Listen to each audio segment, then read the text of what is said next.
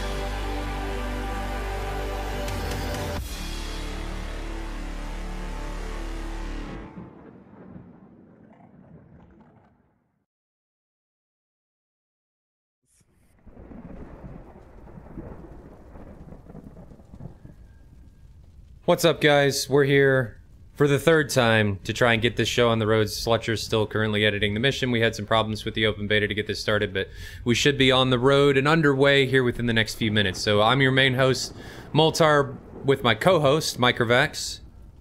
Hello, guys. And we're going to bring you the Week 10 stream for SATAL, 36th versus inSky. This should be a good match. It pits pretty much all flankers of 36th versus, I believe, all F-15s -1, which is going to be a flanker from inSky. And as per usual, we'd like to thank our sponsors, LOTATC, for allowing all the teams to use the LOTATC licenses so we can get a more realistic feel for AWACS and GCI. TACFU for donating multiple advanced licenses for the winners in second place. Buddy Fox for all of his hard work in the hardware space, getting the new A10C modules and stuff like that out. And of course, Heat Blur for all of their generous contributions monetarily and module-wise for the winners. Like to, as usual, just thank all of them for their support. Without them, this would be much more difficult, if not impossible, to be able to do. So with that, let's get into this. Microvax, I know we talked about this twice already. This will be the third time, but let's go through this again. How do you see this playing out? Who do you think has the advantage? Who do you think has the disadvantage? We don't know much about these teams. 36, I think, has been around for a while, but I haven't really seen them fly outside of a couple occasions. So how do you think this is going to play out? Who has the advantages? Who has the disadvantages? What do you think is going to happen with the R77? Do you think people are going to use the J11A? Let me have it. You push the talk button, but yeah, I think like in the times we saw load into the server until now, they they actually had a full complement of SC27s on the 36 side. Actually, didn't use the 33s this time as they did against SF. So I guess it's going to be a pretty classic matchup with like mostly F-15 versus flanker combat. From what we've seen so far, 36 has been keeping a pretty traditional like flanker posture in their match, which is like keep the engagement at arm's length more or less, because like at the close range, like unless you until you merge, like there is a space where the flanker has disadvantage, in my opinion, like fighting actors, yada yada. So it should be. I'm confused. There's people already flying. But yeah, I think it should be pretty classical matchup. I don't think any side has a real like frame advantage here, like other than usual. I'm not quite sure why. It could be that with the one guy from inSky which has been slotting into the flanker. Like normally in an open space, like where there's no lot ATC, I would say probably it's to like have the advantage of having the SA from someone with data link which can talk you in on shit. But I think in this setup it's probably mostly because that certain pilot is just like a flanker guy, I guess. Like that's my guess at least at it. I don't see I mean, you could use the flanker as kind of backline sniper type thingy to like get the kill shots from a bit further away because the ER has yeah. like a... But It's got better range, but that thing, the ER, just loves chaff, man. It eats chaff up. Yum, yum, yum. And I don't see it...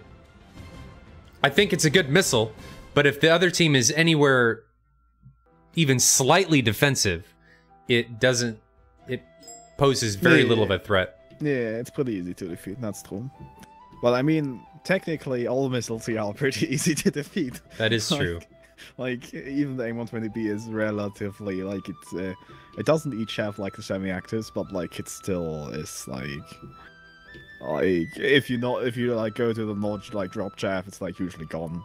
So, same for, like, AIM-9 and R-73, if you killed the engines and then you drop, flares, like, it's usually also trashed. Even more so for the ET at range.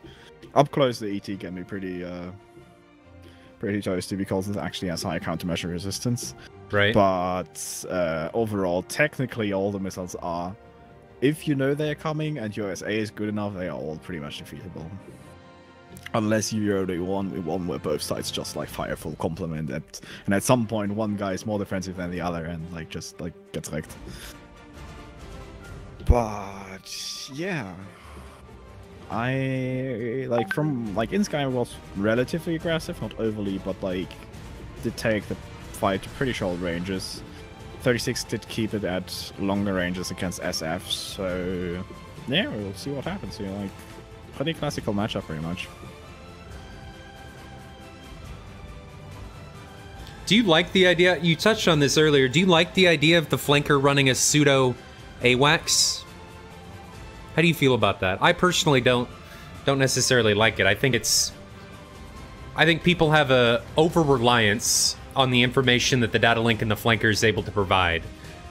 We noticed that after, I think it was when we transitioned to 1.5.8, the data link has more of a delayed response into getting the information to the pilot. It's not as real time as it was before, and a lot of times the information can be too late and the bandit may be in a different location, or the bandit may not show up on the data link at all. So do you still like the ability of the flanker to be able to do that and sit in the back and provide that information? Does it provide any type of info that the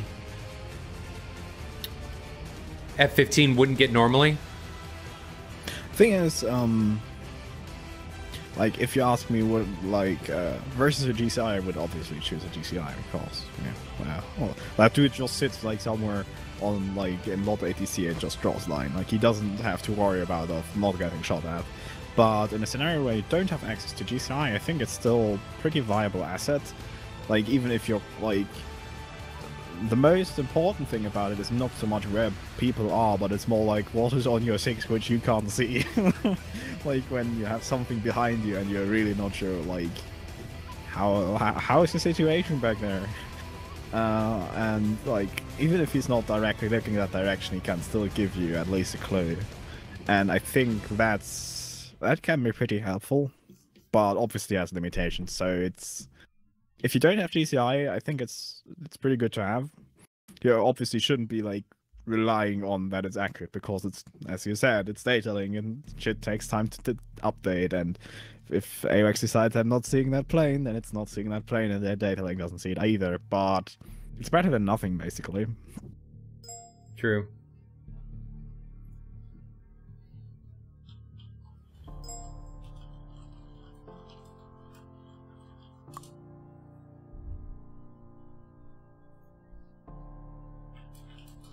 Because that's also, for example, the thing with the Mirage RWR. It only gives you a range to a contact if the thing is STTing you. So if someone is just painting you, you have no bloody idea how far he's away. Unless he's STT, obviously. And people are usually not that STT when they have actives. True. How do you think the R-77 is going to play out in here? Do you think it's going to be any type of game changer? I don't know, I think it's a very good last-ditch weapon. Like, that's literally what it's pretty good at. You'll look in there and like get it as close as possible, and then it's pretty good actually. Like, it has no good chaff resistance, but like it maneuvers like a rattlesnake on crack, and it's at least active. So even if your plane gets wrecked, like at least your missile doesn't.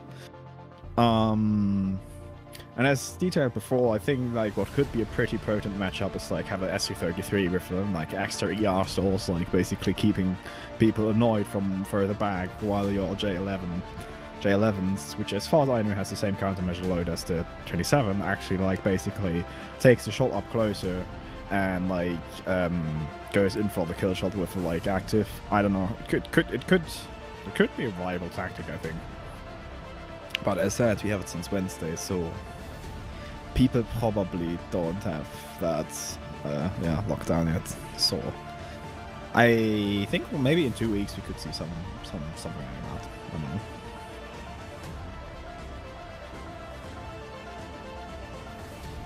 And sorry guys, we're still just going through some technical stuff. 2.5.1 doesn't seem to want to play very well on our server for some reason.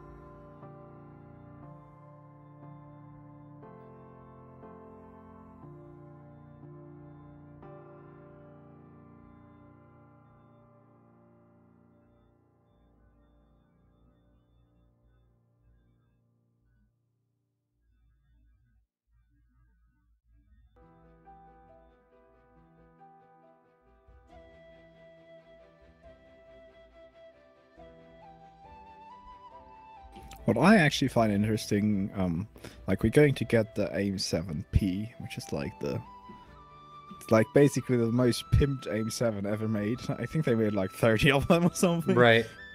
It's like... Well, it's the AIM 7P adds a lofting trajectory to the AIM 7, like the AIM 120, correct? Basically, yes, like it can do that, and why it can do that is because it actually has a rear receiver and it gets actually mid-course guidance updates. Like, that's the only reason it can do that. And the question is basically, will it be like the A120, where like currently loft more often than not actually worsens your missile performance in game because the loft algorithm is interesting, air quotes? Or will they actually like have like an overworked, actually cool lofting algorithm which actually does things like loft works and actually makes like missile more effective? And yeah, it will be interesting to see how that plays out, because it would be kind of cool to have a kind of more potent AIM 7, and I think that would make it a more viable option for SATAL. I'm pretty sure I'm going to fly the F-18 unless like something is really like... I think a lot of people are. I know the 51st is already talking about it. I think it's a welcome addition to the DCS library. All right, so we finally got the mission up. We had to run a repair on DCS to get it working. Nub's Cockpit asks, can they run the J11? Yes, they can run the J11. Everybody is restricted to 4 actives, so the F-15 can take 4 120Bs, and the J11 can take 4 R-77s.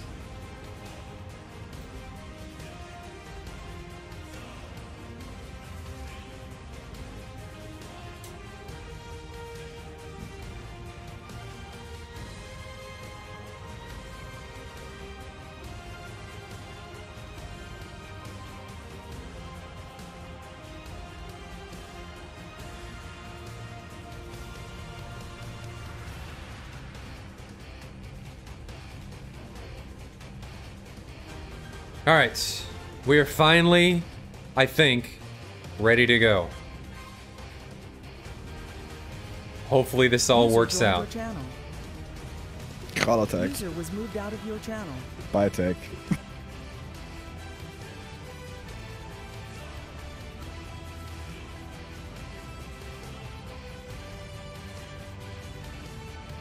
Woo. That was a long start. That took a while. Okay. Indeed. So let's get the teams in here. Channel switch. You guys feel free to join the server. Everything is ready to rock. Let's get this underway. Channel switched. All right. So this is going to be Makeup versus Sanaki. Like we said earlier, 36 is going to be flying predominantly a red 4 setup, whereas inSky is going to be flying a blue 4 setup. Su-27s versus F-15s.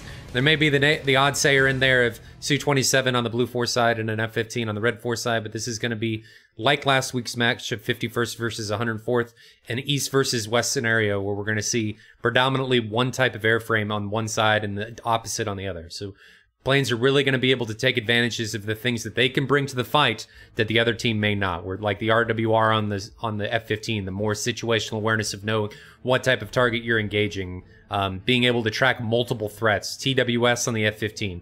Whereas on the flanker, you've got the ERST, you've got the single track SPO that's much better at giving information on distance and altitude for the targets. You've got the data link. So we're going to be able to see the benefits and the negatives on both sides for both of these airframes. We'll have to see who comes out on top. This will also be the first mission since the patch release 2.5.1 that we're going to see the R-77 in combat.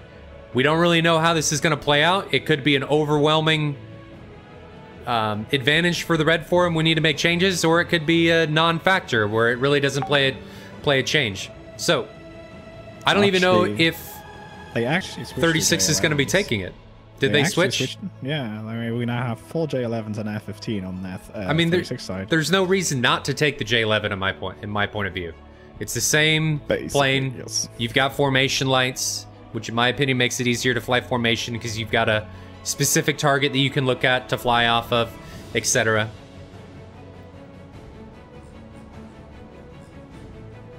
It's gonna be interesting. And especially how many R-77s they load. Okay, they currently seem to be loading 4 R-77s. That's interesting. Although here we have 2 ERs and 2 R-77s. Yeah, that's correct. Which I think is the more versatile setup. Like the R-77 is basically, I often call it, and it's pretty much not that wrong, it's like an active AIM-7 performance-wise. Essentially, the performance is, from what I understood, is very close to the 27R or T.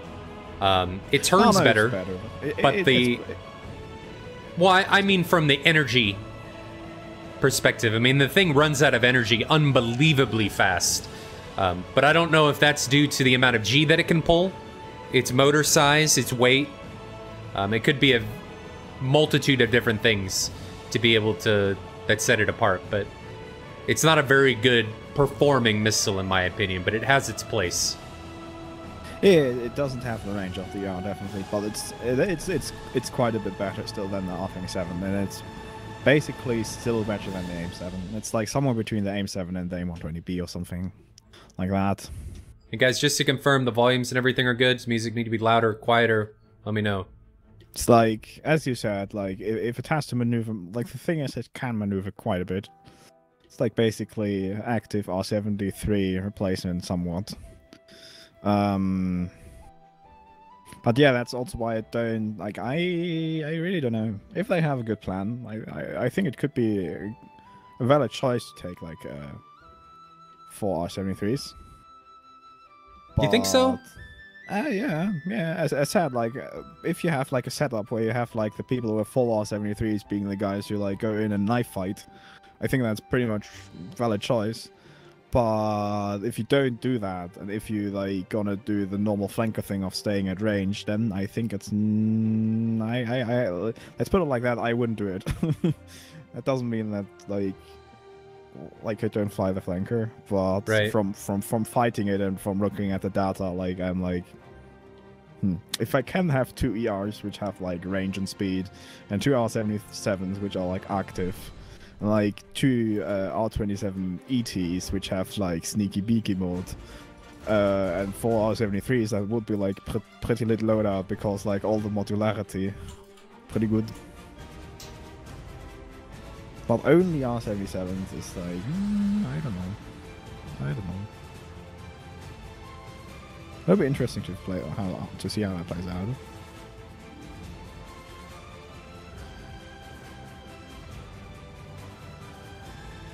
I'm just excited to finally get this underway and to finally get this off and rolling and moving and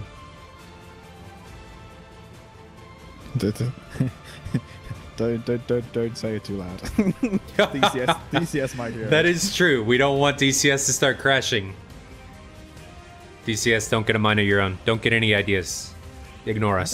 That's actually pretty cool. I never noticed that. Like the IRST is actually multiplayer synced. Like on the J11, when like the pilot moves the head, you see the fucking ears moving. Ooh. I don't even know like if I should say that's nifty or that's just like unnecessary complication. But it could be it's just coupled to the pilot's head movement. Could very well be.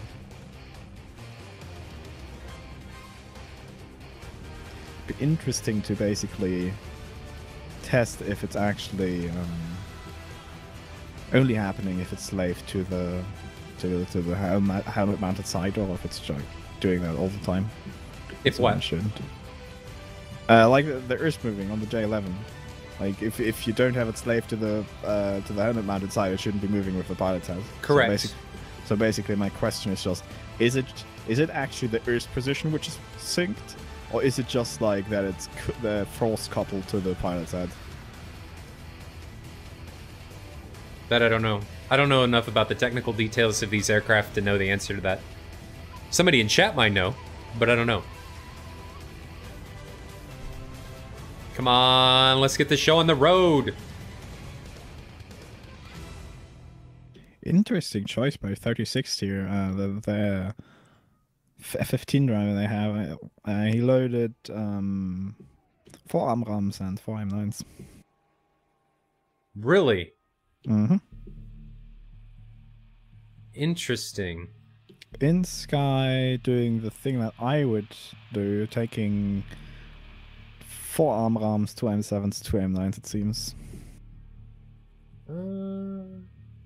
Correct. I've got supporting shots for the win. 36 looks like they're taking... Some people are taking different loadouts. One of them is taking 4 77s. The other 2 that are down here are taking 2 ERs and 2 77s.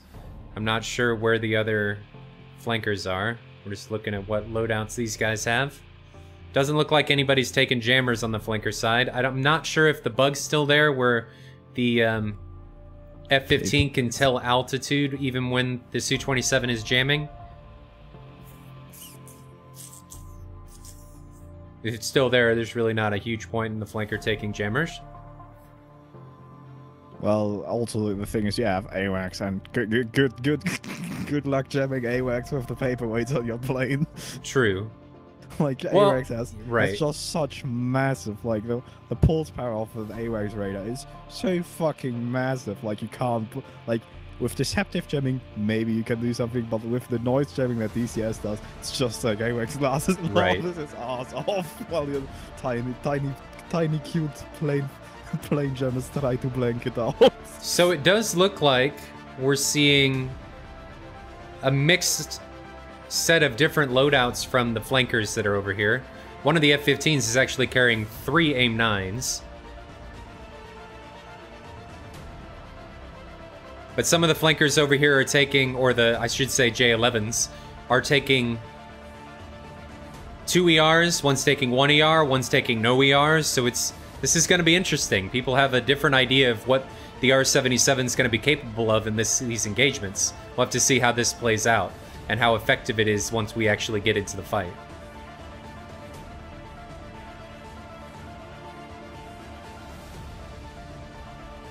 So, Vitor says the J-11 with the Chinese engines is actually more powerful than the Su-27 with the AL-31F. That is correct, but unfortunately in DCS, we don't get any of those benefits. I would like to have some of the stuff that the Chinese have upgraded on the Flanker SK, or the Su-27 SK, but unfortunately at this time, we're not seeing those. It'd be nice to have a little bit more power in your engines, but right now, we just have the changed external model and the ability to carry the R-77s. Maybe eventually we'll get that stuff and we'll get a slightly changed interior cockpit. But until then, we'll just have to wait.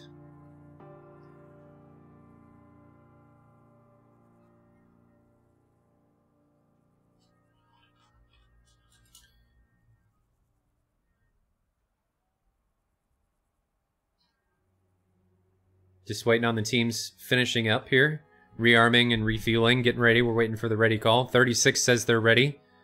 Is inSky ready? 36 has still to spool, I think. Or are they already running I guess engines? Fletcher's taking care of it.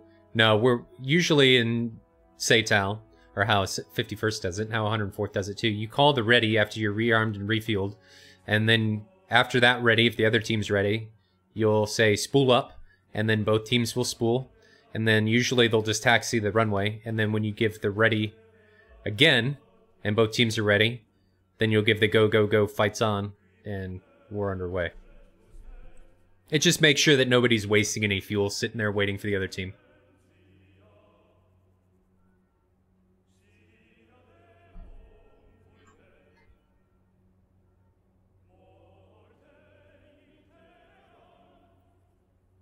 Looks like one of the 36 guys may have DC'd or can't connect, so we'll have to see if he's able to get in.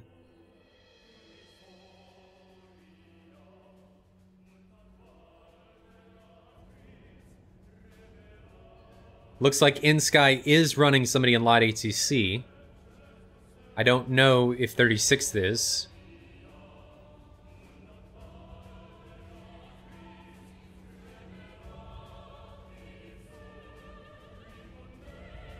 And yeah, the camera is much better now that we're in game capture, as opposed to window capture.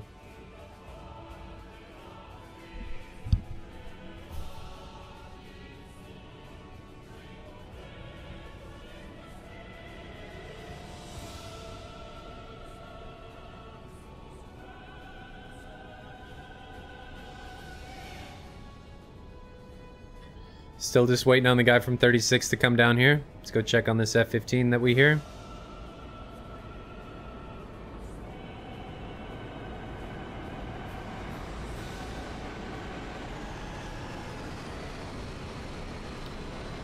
So Vitor asked if we could tell him what aircraft are being flown by each team and who's flying what.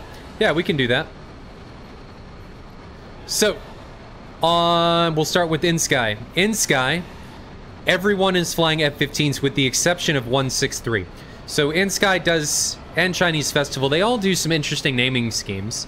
We have, for inSky, you have 925, 800, 552, 1823, 163, and 115. 163 is the only one flying the J11. On 36, we have the complete opposite, where everybody's flying J11s with a singleton F-15. So we have Rabo, Merlin flying the F-15, Evil, Drigo, Barbarossa, and that's it for now. We're waiting on their 6th player. So we have the complete opposites. They're mirror images, essentially, of one another, where we have a singleton J11 on inSky and a singleton F-15 on 36th. Be interesting how they put them into practice here.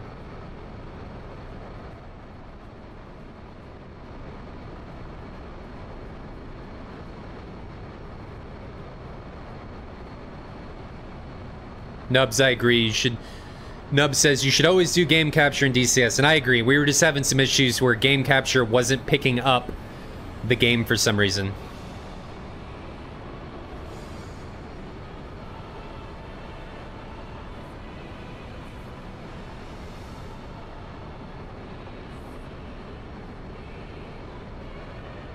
I'm assuming we're in a taxi down here to what I believe is runway 04. Yeah.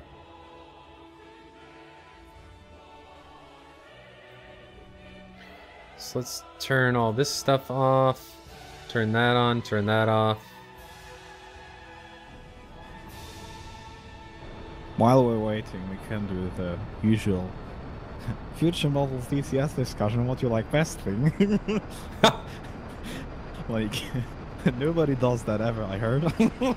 so what are you looking for the most? Well, let's put the question out to chat real quick. What is everybody in chat looking forward to in the future models with DCS? Are you looking forward to the F-18 more, the F-14, the Hind, the JF-17? What are you wanting to come, and how soon are you wanting it to get here? How much sooner, like that? Well, but what I actually wanted to ask you is like what kind of feature or capability you're looking forward the most of when the F-14 or F-18 will join. In all honesty, what am I looking forward to? Having a more complex airframe.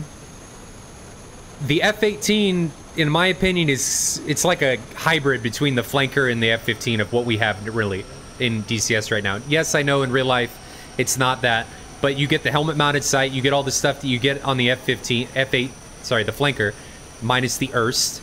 But we're going to be able to fight with AMRAAMs, which is going to be different. It's us in 51st. We're going to be like, Fox 3, what do I do now? Because we don't have to support the missile. I mean, yeah, you can support it until it goes pitbull, but it's just going to be a different mentality, I should say. And it's going to be nice to have all the new toys and to honestly have more control over the airframe as opposed to what we have with the flanker or the F-15 right now, like what you get in the Mirage, to be able to get into the nitty-gritty and get into all of the radar modes and all the stuff that you can really take advantage of to make yourself more effective in a fight if you can actually utilize it. What about you? To be honest, like with the F-14, I'm very much looking forward to not having to fly the fucking plane. Like, just sitting in the back, operating a very nice radar seat, having like, if you bomb shit, like you can do AFAC with the lantern pod. You have the navigation system, you have the countermeasures, you have literally all the things that like I like about like DCS stuff, like system complexity, and like you have the data link, you have to operate all that, and meanwhile someone else just like gets you places. That's like something I'm very much looking forward to, like just like get in the jet and have someone else like taxi your platform somewhere where you can deploy shit, and that's something I'm very much looking forward to. With the F-14, the F-18 I'm really looking forward to single player one-man army because you can literally just load such a variety of stores. Right. You can literally like just do so many things like with one load, and it's like pretty cool. That's something I'm very much looking forward to. What And about the obviously, F4? F4. Oh, the F4 is actually. I forgot about the F4. The F4 is actually kind of the same, and we're gonna get a laser targeting port, and we're gonna get the GBO-15, which is like a humongous bomb. Like I always thought it was like kind of Mark 82 size or something, and then I saw someone sitting on it, and I was like, wait, this thing is fucking big. It's like really fucking big. Well, the other thing that I'm interested to see when we get the F4 is, are they going to change how DCS handles electronic warfare? Because that's something that the F4E was one of its most notable roles when it was progressing in its life, was its ability to take on Wild Weasel missions and jam and take care of enemy SAM emplacements. So do you think we'll be lucky enough when that module releases to get an updated electronic or countermeasure suite so that F4 can take advantage of what it actually does in real life? I don't know, I think the F4G is actually the Wild Weasel variant of the F4, but being quite honest, I don't think we're going to see that before we have reworked missiles. The thing with electronic warfare system is it's not so much that you can't implement because classified me. It's really more about it's fucking complex. If you don't have like in detail modeled radar, it gets even more like annoying because you have to like model effects in, and you can't influence the things which are actually working in the background.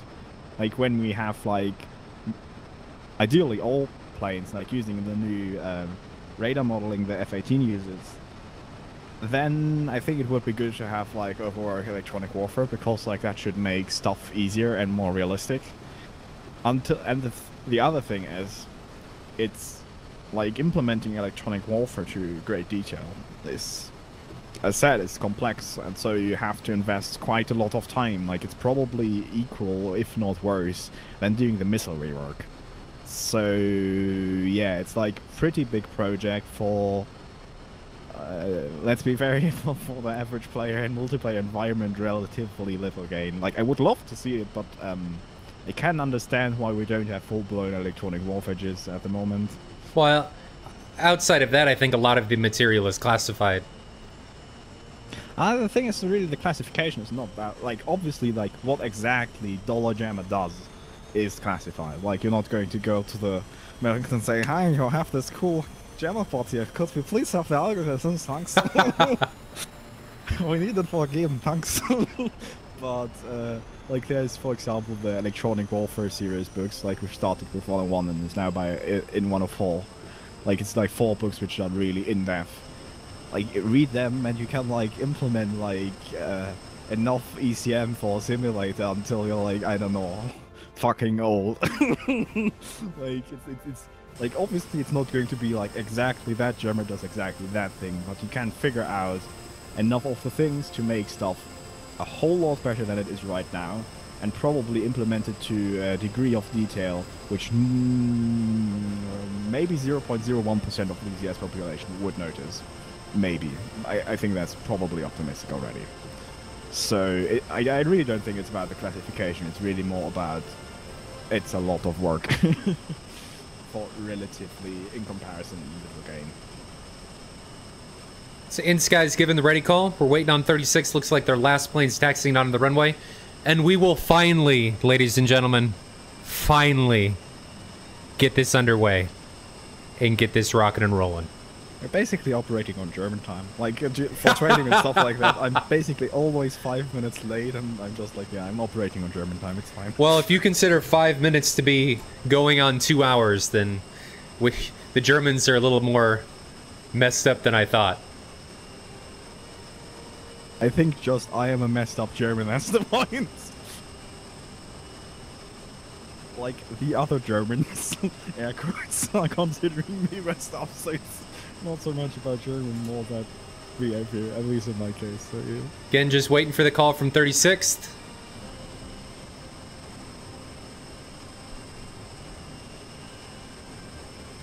But yeah, basically with the F4E, I think we're going to basically see a combination of what I like about the F14 and what I like about the F18. Like, the F4 will have, like, really big array of weapons, like, pretty much as multi-role as the F18, just one weapons generation older. And you have the addition of having the guy in the back seat, which again can operate all of the fancy things. Like, in the F14 we're gonna get LGBs, which is cool, but, like, still firing strikes and AGM-65s, that thing's it's kinda cooler in my opinion. Well, here we go. Everybody's taking off. We're finally getting this show on the road.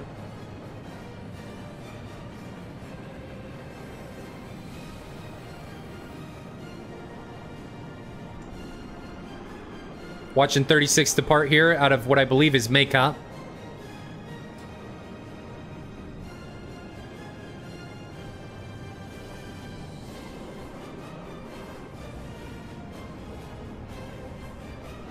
We'll have to see how they form up, and we'll have to see how the fog looks when we're inside the mountains. We don't know how it's going to look. Obviously, you can still fly low. You still have a little bit of visibility down there. You're just limited to how far you can see in any type of ground level engagement. Interesting thing is that Barbarossa and Viking actually changed back to flankers. It could be that they basically did that because they didn't have the control set up. I'm not sure. Did we get a disconnect from... No, we have... Everybody's here. So we have 2 in the lead. We have the F-15 and the J-11 with Merlin and Drigo in the front, followed by Barbarossa and Evil in the middle, followed by what I'm assuming is the third 2 ship of Rabo and Viking. Let's go check out what inSky is doing. inSky is sitting on... inSky hasn't taken off yet.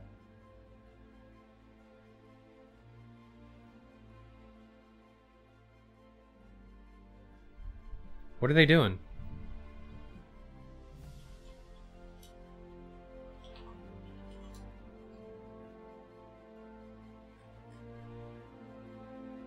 Are they still sitting on the ground, or is that just me? Nope, they're still sitting on the runway.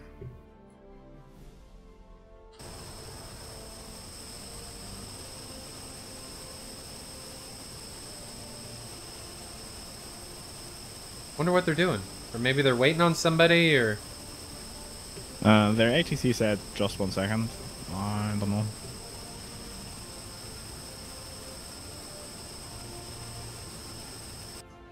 Huh. I don't know. We'll have to see if this is a tactic. Maybe they're allowing 36 to get closer to Sanaki, or if this is just a delay on their part trying to get everybody organized. Yeah. Thing is, how big is the bubble? I suppose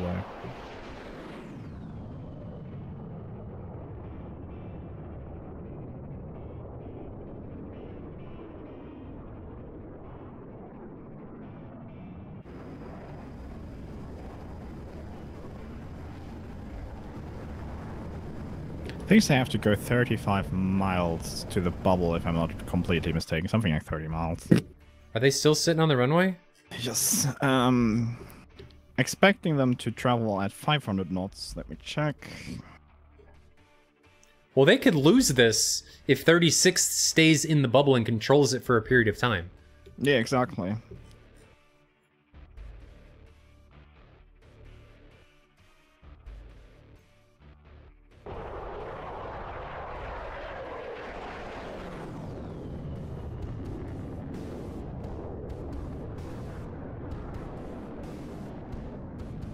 Yeah, the thing is, the 30. If they make 450 knots for 30 miles, they need 4 minutes, and 36 needs to control the bubble for 5 minutes. Yes. So, well, let me cover it with chat real quick. So, Osborne, yes, inSky is using lot ATC. I'm not sure about 36.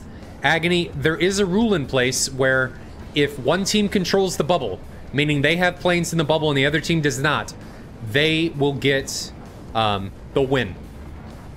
So there are rules in place to where if the other team doesn't take off, they can't just not take off and they let the other team run out of fuel. If the other team controls the bubble for 5 minutes, then they lose.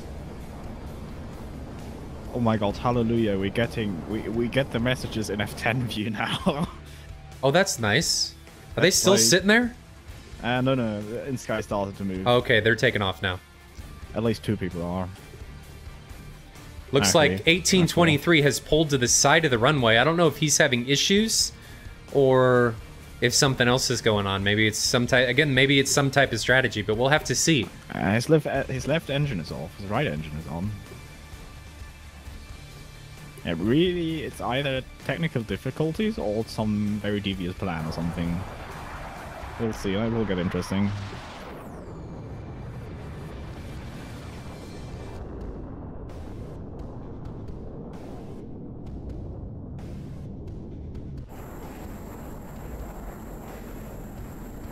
Riding along with inSky 115, checking on his wingman. Just waiting for this fight to get closer and underway. Had a little bit of a delay on inSky. We're not sure what happened there. We don't know if they were encountering technical difficulties or what was going on, but we'll have to see. It could be a 5v6 or it could be a 6v6. I know inSky won their first match, and I think 36th lost their first match. So we'll have to see if this player, 1823, is able to take off. If not, we're going to run into a 5v6 when these teams run into each other over the bubble. I'm pretty sure even if he has technical issues now, he will be able to take off. Like, I mean, he can repair his plane, yada yada, do all the things he wants. Yeah, he can until he takes off. It's just if he's going to take off. I really should have started my stopwatch when in 36 took I don't think it'll be... Yeah, it's unlikely. They should be entering the bubble soon, around Zagdidi area.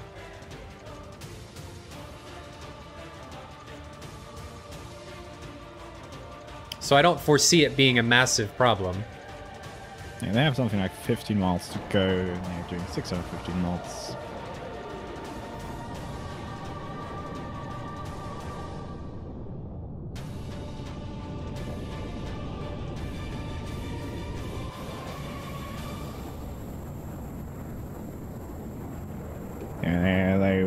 from the point I said that it's roughly like 1.3 minutes. So... How do you feel on the whole bag scenario for the F-15? With people taking 3 bags versus 2 bags. What's your viewpoint on that? The center line has a lot of drag, as far as I know. And as far as I know, you can't pickle the center line on its own. So I think you pickle the outer tanks first.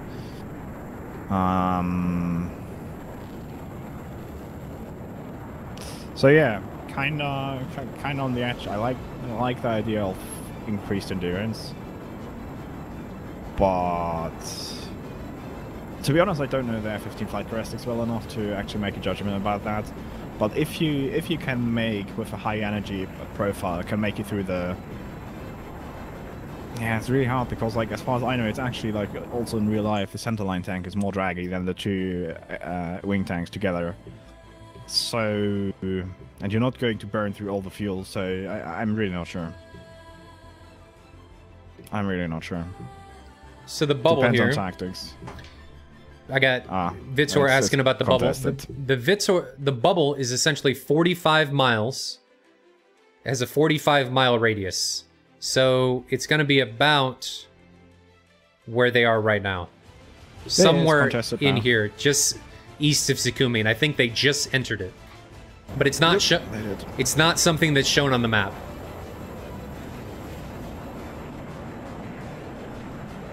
So the other part of this rule is once you enter the bubble, you cannot leave. If you leave the bubble after entering, you're effectively disqualified, and I'm pretty sure you blow up.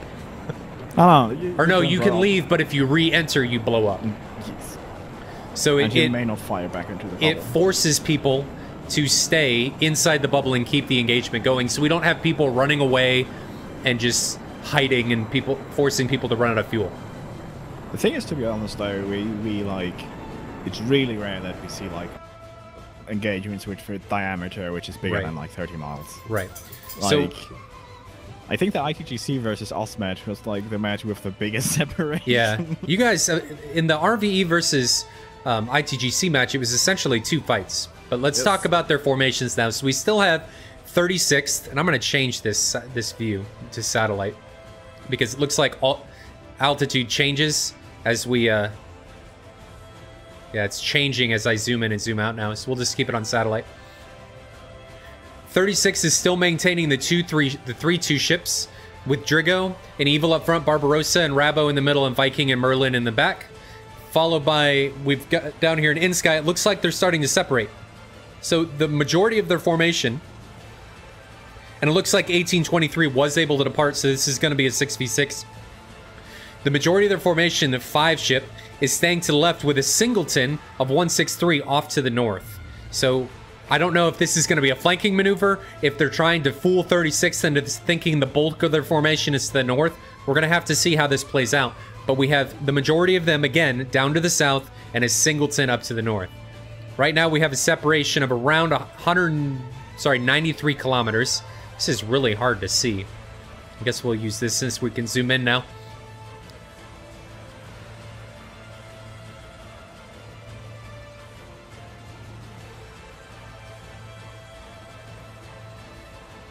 Yeah, inSky looks pretty lone wolfish approach here, to be honest. inSky's, they're at 12,000 meters. They're not necessarily low. How high is 36? They're about the same altitude, between 10 and 12,000 meters here.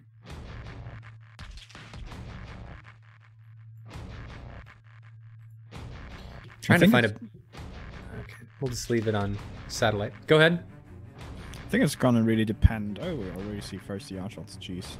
Although 60 kilometers, but that could be a home on jam shot. So that could be effective. Yeah, they're not fast enough. If you go Mach 2, although the target is Mach 2, that might not be bad. Like, these 163 is already defensive, so that's going to be a dead missile. Yeah, the 36 guys weren't fast enough to really make those shots count. You can make those count from like 25 miles, even with the 530. Yes. But you got to be like light speed. Basically, the point when you have to factor in the time dilation constant, that's when you're fast enough.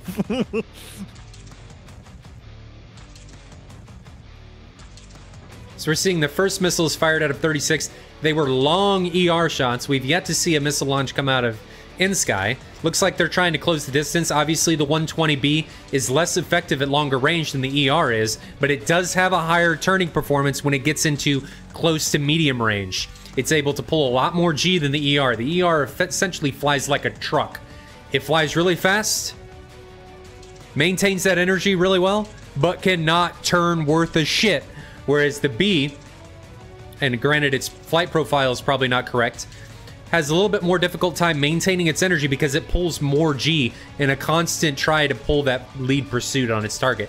But because of that, because it's able to pull more G, it is a much more effective missile when you get in close. Yeah, the coefficient of drag and coefficient of lift on the ER is just like, yeah. It's and then you take the 77, which is even further past that, which has more drag, is able to turn even sharper, but bleeds energy even faster than the B does. So when we look down here at inSky, we have that lead 2 ship, and now they have turned back in, and it looks like they are now re-engaging as a 3 ship. So that lead 2, the 2 ship that turned cold is now a 3 ship recommitting, where we have 36. They are all essentially cold now, with the exception of Evil, who is in the very back, who is the only hot friendly.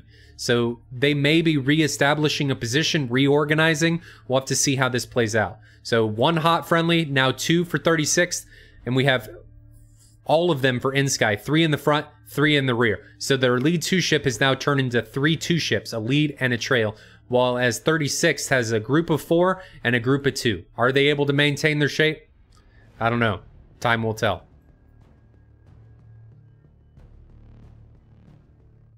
I'm not quite sure. I think the satellite map is now a 3D render. Is it? I don't know. The trees kind of look like it. It might be. It's kind of hard to see. It's kind of hard to make stuff out. Yeah, well, 36 looks in pretty much disarray. I don't quite understand why they went cold. I think they had a quite good position, actually. They may be reorganizing. So the lead out of Evil is now engaging 2 F-15s out of inSky. We've got a Fox of an ER, what looks to be on inSky 925 at about 30 kilometers, but it's... Oh, sorry, that's not an ER, that's an ET. I was wondering why he turned around and was unsupporting it. But it looks like 925 sees the ET, and he's diving. No flares yet, but I don't think that ET with his angle is going to get there with enough energy to do anything. It's trashed. Yeah, that missile's trashed for sure. We have long ER shots, and this could just be to keep inSky on the defensive, but we haven't seen a missile come out of, out of inSky yet. We've seen almost 10 missiles, maybe 8 missiles come out of 36, but we've yet to see a Fox 1 or a Fox 3 come out of inSky. So it looks like they're trying to conserve their missiles, while as inSky or 36 is just trying to keep them at bay.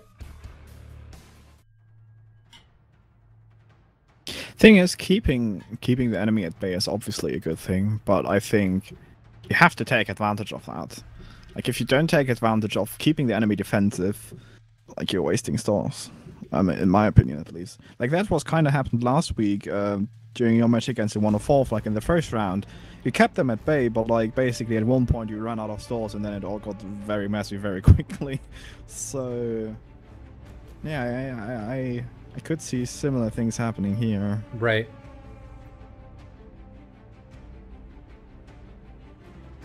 So now we have 36 inbound hot. There, we got 2 guys that are trailing, still cold, and 4 that are hot, while it looks like inSky has a 3 ship hot and a 3 ship cold. So what we're really just going to have to see, and what I'm most intrigued and interested in finding out, is how these teams maintain shape. So 36 is, or sorry, inSky is trying to maintain a 2-3 ship formation, while I'm not entirely sure what 36 is doing here. We see the first Fox coming out of 163, which is an ET, and it's a long ET. So when that missile gets there, unless they just maintain a hot aspect, it's going to be completely out of energy. If the 36 guy, I'm assuming it was on Barbarossa, does anything of any remotely defensive. I actually now see the first R-77 shot in SATAL, and it's 30-kilometer shot, so that's probably good. That's a long shot. That missile's going to be well out of energy by the time it reaches its target. It's kind of nice though. The A120 and the R77 just flew past each other, and yeah, R77 is basically tossed. A120 now as well. Yeah, both of them are out of energy. The ET up north is out of energy, and the ER that was foxed in retaliation is also out of energy. All of 36 is cold with the exception of Evil. He's the lone hot guy, and we have the second 3 ship from inSky is back in hot while the first one is now cold. So again, inSky is looks to be able to maintain a bit of shape here. I'd like to see a more even separation between the friendlies here, but we've got essentially a 4 ship and then a 2 ship up north. I'd like to see it more evenly spread for mutual support, but just the fact that they're able to maintain a 3 ship hot, 3 ship cold is nice to me. The mutual support and being able to help people as you turn hot and cold in a type of grinder is nice to see. Everybody from 36 on the other hand is now cold. We may see these three guys turn hot with Barbarossa and Viking, and now Evil is the singleton that's cold. So 36 looks to be running a 5 and 1. 5 ship turns cold, 1 goes hot. 5 ship turns hot, 1 goes cold. We'll see how this plays out for him. The engagements are starting to get a little bit closer. Maybe not. Still 30 kilometers. We've got an ER followed by an ET, which I personally don't like that because they know the ER is coming. So they just go defensive, and as soon as they go defensive, even if it's not dropping flares, that ET is effectively trashed. Yeah, I very much agree with that. Although it's actually like Russian doctrine as far as I know. You fox like both kinds of homing, so you basically have the chance of one getting through. But yeah, when it's like at the edge of the range, then yeah. We may see our first merge. We've got a 120B coming from 552 on Merlin from 15 nautical kilometers. That 120B could be a threat, but it looks like Merlin's already turning cold. Is it going to have enough energy? It's gonna have enough energy, I think, but it could very well be trashed here. I'm not sure. Oh, this is toasty. Missed. No, it did hit him, but is he still up? No, he's toast. He's lost both of his vertical stabilizers. He's going down. So that's the first kill. We see inSky fragging one of the 36 guys, so we're down to a 6v5. How's this going to play out? Is that kill going to be a critical advantage from the inSky point of view, or is it just going to work out and we're just going to continue to see the back and forth like we have in the past?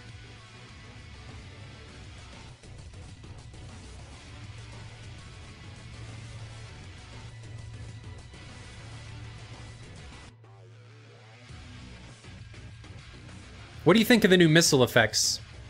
Or explosion effects, I should say. I noticed they are there. Like, I guess it's nice, but yeah, I'm not like, yeah, I don't know. I like my INS more better. Like I like better radar and INS implementation better than some new effects, to be honest. So we see a Fox coming from 163. I'm going to assume that that's an ET since it's completely unsupported. Yeah, it's a 77, excuse me. And he goes immediately defensive because he's got an R77 and an ET Fox on him.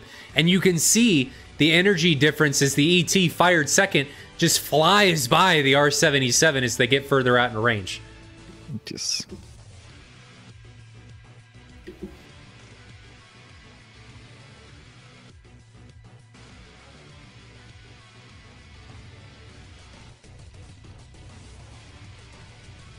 We may see our second merge here as 115 presses north. It looks like Barbarossa sees him, and Fox's an ET. Does 115 see it? I don't know that he sees this ET coming at him, but he's flying low, and we know that flying low can wreak havoc with what those ETs can do. So will he be able to see this coming? It's trashed. It's probably really lost line of sight. Yeah, I think it lost line of sight. I don't know how high Barbarossa is. He's pretty low at 2,300 meters, so it could have just lost line of sight behind the mountain. So we have 115 flying perpendicular with 3 hot friendlies behind him. It looks like 115 is turned hot again. He looks to see Rabo. Does Rabo see him? Evil may see 115 as well. Rabo now turns cold. We can assume that Rabo is turning cold because he was locked. But Evil and 115 are now on a collision course. We're 17 kilometers apart, probably now 15. The thing is, 552 has a flank on Evil. If Evil chooses to pursue 115, he's gonna get, yeah, he's getting the A120 in the side now. That's 10-mile shot though. Yep. Does he see this? Does he anticipate it happening? So we've got that 120B coming from 552, like Microvac said. Yeah, he's and braking. Evil does anticipate it, or it went pitbull. We in pitbull range, yeah. So he got the pitbull message and just turned cold, and that missile's now trashed. So both teams playing fairly defensive here. We've seen a lot more Foxes come out of 36th than we have out of inSky, but those Foxes, from what I can assume, are keeping inSky at bay here. They're keeping them at a bit of a distance. I like to see Evil. I liked that he didn't overcommit and get himself into trouble there. See a Fox coming out of 800 120B on what I assume is Barbarossa. Barbarossa immediately goes defensive. You can see him dropping chaff. That missile should be trashed. And it is. He's now cold. R-77 in retaliation. But at that point, I don't really like that Fox because the Bandit is already cold. And that missile, as soon as you launch it, is effectively dead. There's an ET fired from Drigo on what looks to be 552. Is that going to be anywhere effective? No, it looks like 552 sees it and is now defensive. He's not dropping flares. There's the flares. That ET is dead. But he's still in gate. I don't know that I like that. Because he's still in gate, dropping flares. And I don't see that as... 1823. I think it did too. And he's in gate. The question is, will it reach? No, Nah, it's it's trashed. out of energy. We got a merge coming in with 115 and Barbarossa. There's a Fox 3. That's close. 120B. That's going to be a problem. It's not on Barbarossa. What? It's on the cold guy. It's not. Barbarossa It's doesn't on. see him. But Evil still may be in trouble. Yeah, Evil has a problem if he doesn't do so. Oh, no. Yeah, he's... Oh, that's close. That's really close. Yeah, he was able to get rid of it. That was really close, though. Barbarossa's still hot. Gonna merge with 925 here, I think. No, I don't think he sees 925. I think he sees 552. 925 doesn't also see now him. he sees him. The complete different altitude separations here. So does Barbarossa, does he see him?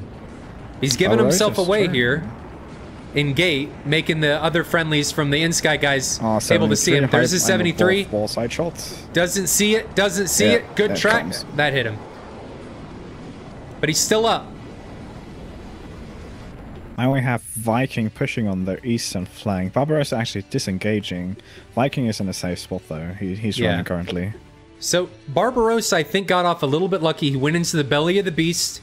He got a shot off and got a hit, but inSky 925 didn't go down. He just lost his vertical stabilizer, but I think at that point he's effectively out of the fight.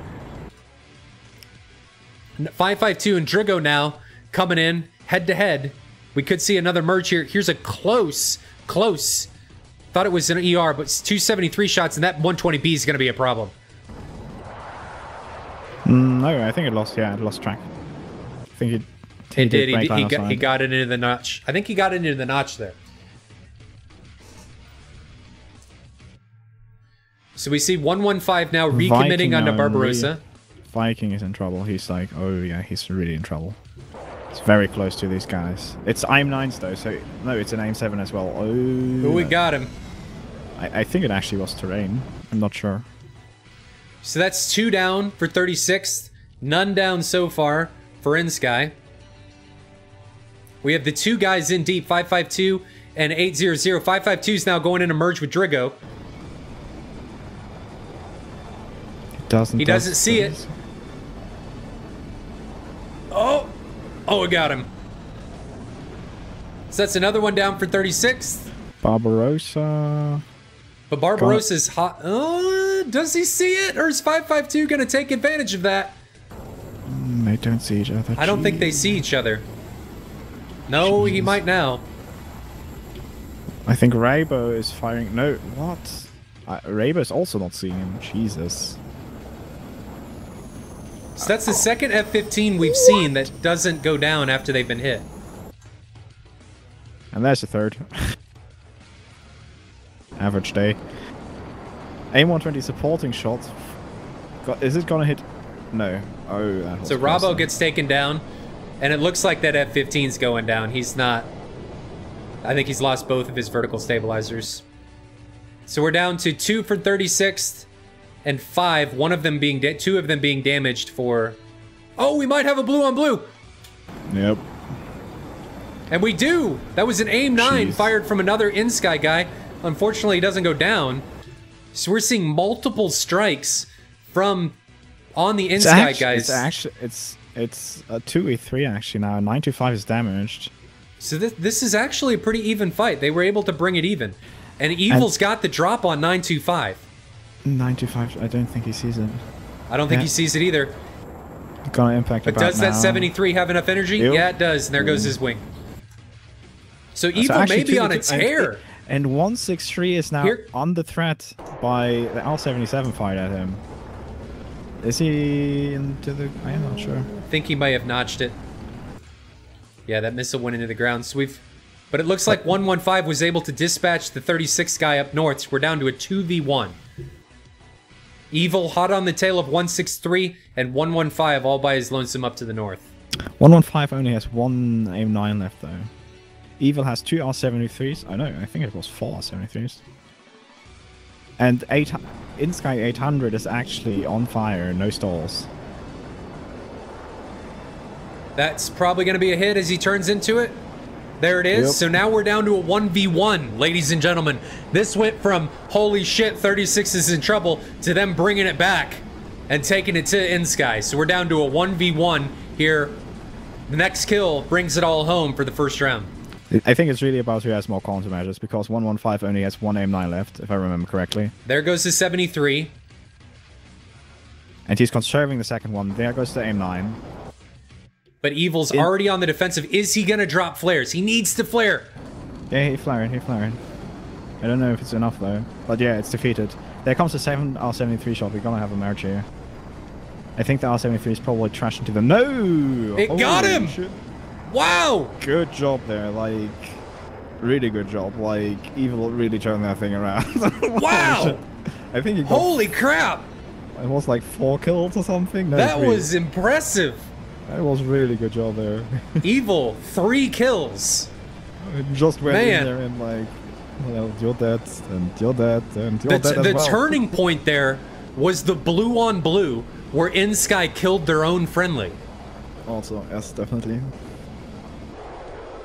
So now Evil just needs to make it home, but that went from, again guys, 36 is in trouble, to 36 kicking ass and bringing it back even, and then Evil capitalizing. Thing is, I have no idea where inSky 800 is. The thing is, he's still alive, technically speaking, with a right wing on fire, nose cone missing, left wing tank leaking. Both engines at 95% still, though. And he's not on the map. He's north 4325. Let me check where that is. I think Evil is getting vectored. Can you give me that again? 4325. Let me check. North 4325, east 4129. And he's They don't know. And he's currently flying southeast. I don't think Evil knows where he is, because he's over the snowy mountains down here. Should be right in here. Looks like Evil's flying away from him. I hope Evil has the fuel here. No, he's at 30%. Oh. This might get dramatic. Oh no, we may see another round. It looks like Evil's out of fuel.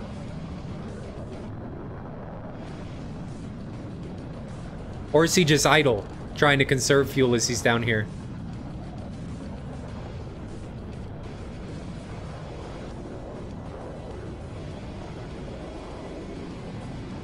Thing is, 800 is considered dead by the engine, the game engine, so I'm really not sure, I'm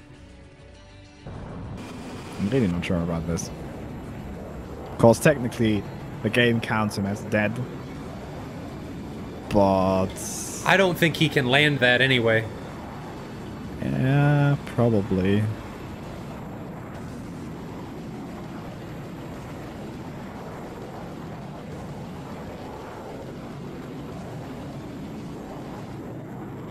I'm not sure, like, if we got the message that red controls the bubble. Is red still in the bubble? Red Or is still in the is bubble. blue in the bubble? Blue's probably still in the bubble. I can't Okay. see him on the map, so I don't know.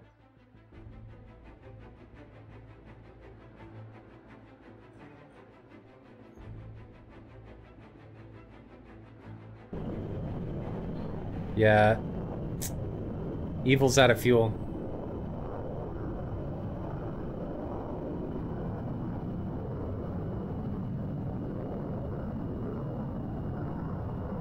Better put it down soon before you get into that tree line. There you go. So he's still alive, so we're... Oh, nope, he died. Blue has taken control of the battle area with So- a dead F-15 lol. Will he be able to make it back with what he's got?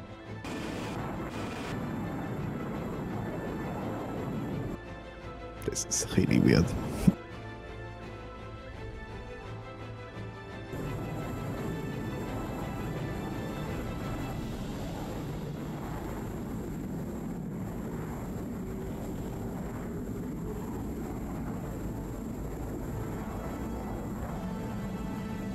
He is from Sunaki, 60 miles. He's leaking fuel, so I don't know how much fuel he's got left. The thing is, I think the crash of the 36 guy, I don't think it was him dying because of the crash. I think it was actually the script that killed him. Because if you land, as far as I know, like your plane gets blown up or something inside the bubble. Also outside the bubble, if like it hasn't been controlled for $minutes or the other team is dead.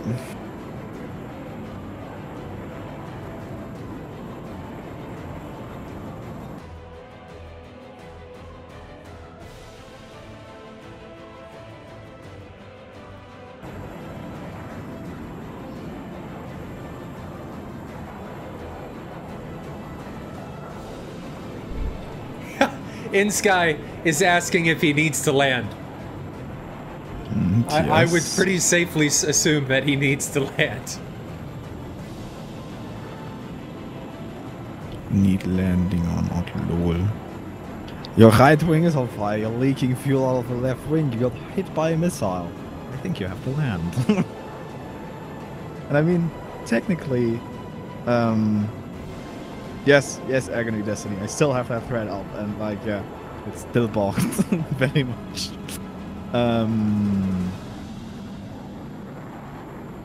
I mean, the thing is, even like, he's considered dead by the game engine, so, yeah. But he ain't dead. Yeah. Well, the game engine says he's dead, but he's not dead. He's Yeah, like kind but- of zombie mode. His engine are going off though, like he said, 80. Yeah, engines. I think. No, I'm not sure. I think he's just Col- descending and slowing down. Because Yeah, that looks to be because- the Nguri.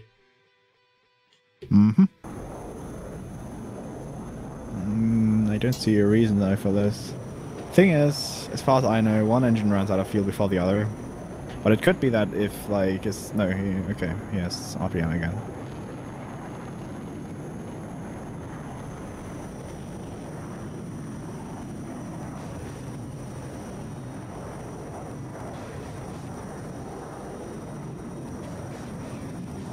Will he be able to land this? Is he even... He's probably not even going to be able to put his gear down. To be honest, I wouldn't land this with a gear. I would just put it on the belly, to be honest. He could blow up if he does that. Like, I don't know, belly landings are pretty safe. Like, Well, just with how relatively much safe. damage he has, we'll have to see if he's able to survive this.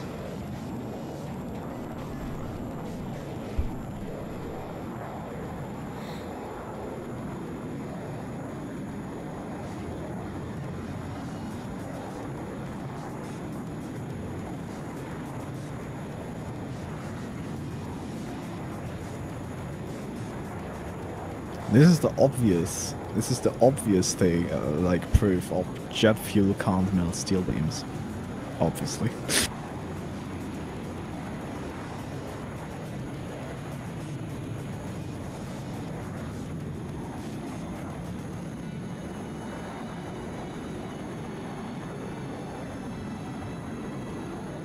The thing really is with the damage model, you can survive like with like surface damage, stuff like that, like, and like even like with that wingtip missing, like that's not really the problem.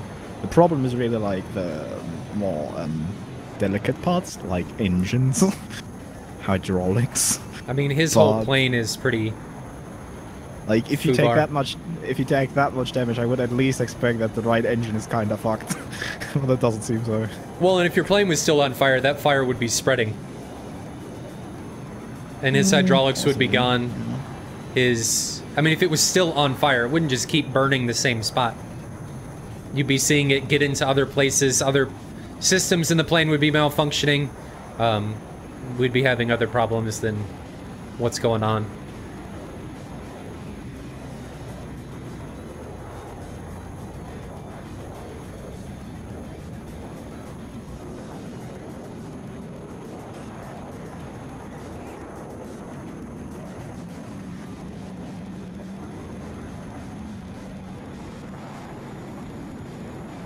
Where is he? He is 4225, 4202. That means he's pretty much from Senaki 10 miles. Pretty much straight north. Yeah, he's about 10 miles to the north.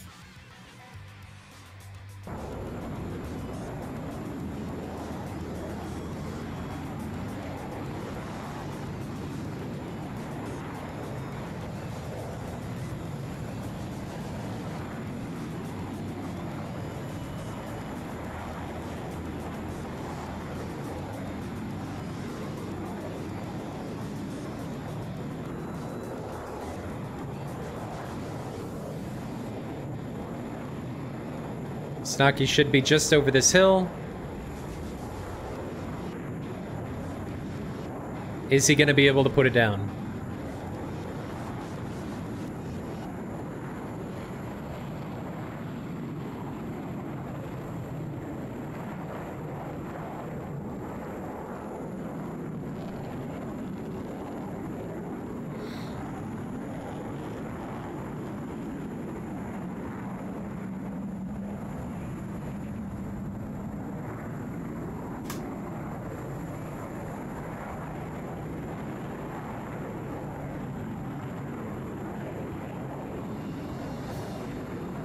Yeah, Micro, you probably should clip this whole part of the engagement.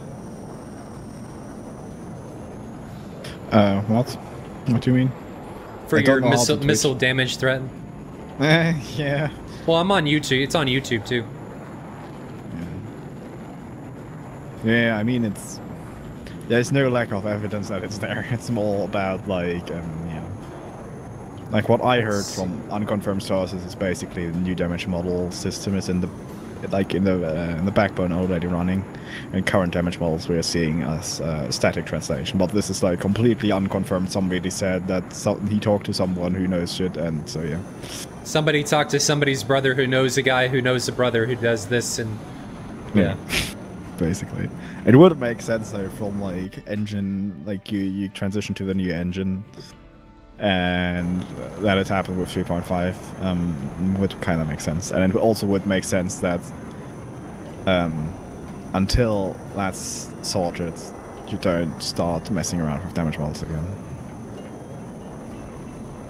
because you're just gonna keep fixing stuff that you change, and it's like a lot of work, which like in the end doesn't really come too much. Wonder if he's having problems with navigation. Interesting question is, can lot ATC see him? I don't know. Given that we can see him in 3D view, I think it should be exported. There comes the gear. The tires are all still good, obviously. And nope, gear's going up. Can you check to see where we are? Yeah, sure. 4211, that's south Senaki, and we're at 4152. So we're pretty much, yeah, he overshot to the west. To the west and the south. Could be he's making an approach now from the west coming into it. Yeah, he's heading straight east now. I think he's pretty much on course, I think.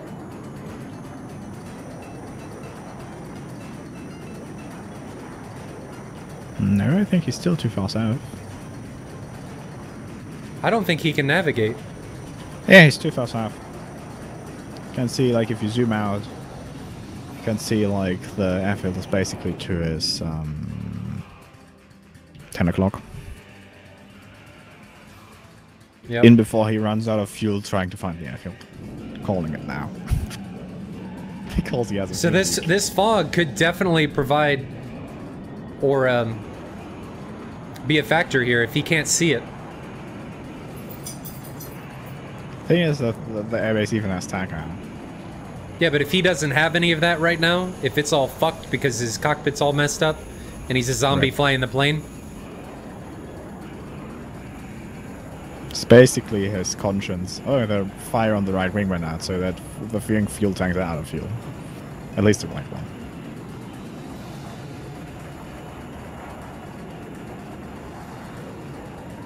He's still at 90% engine RPM. You should see it now. And yeah, he's looking to his left.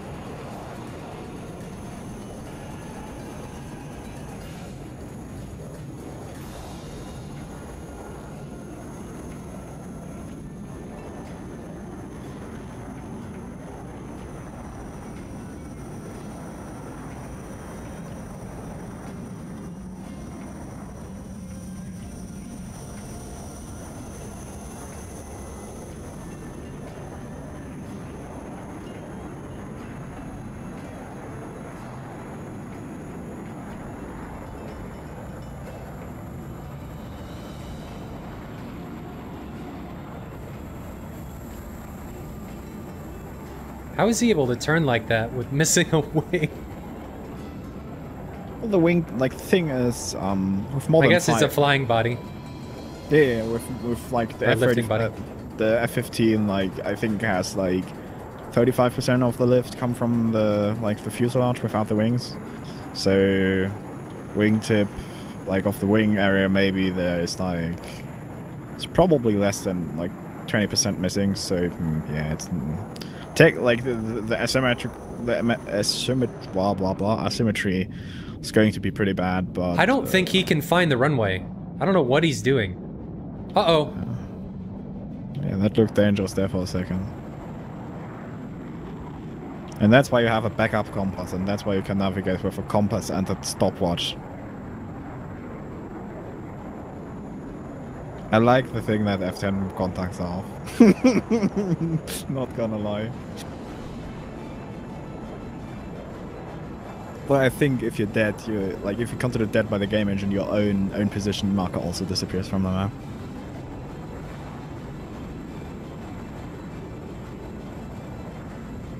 So we flew back over the runway.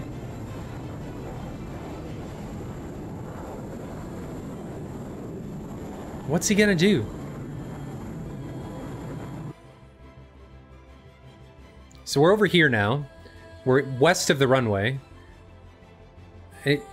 Is he gonna turn back in? Maybe it's just saying, fuck I this, don't I'm know going what's home. happening.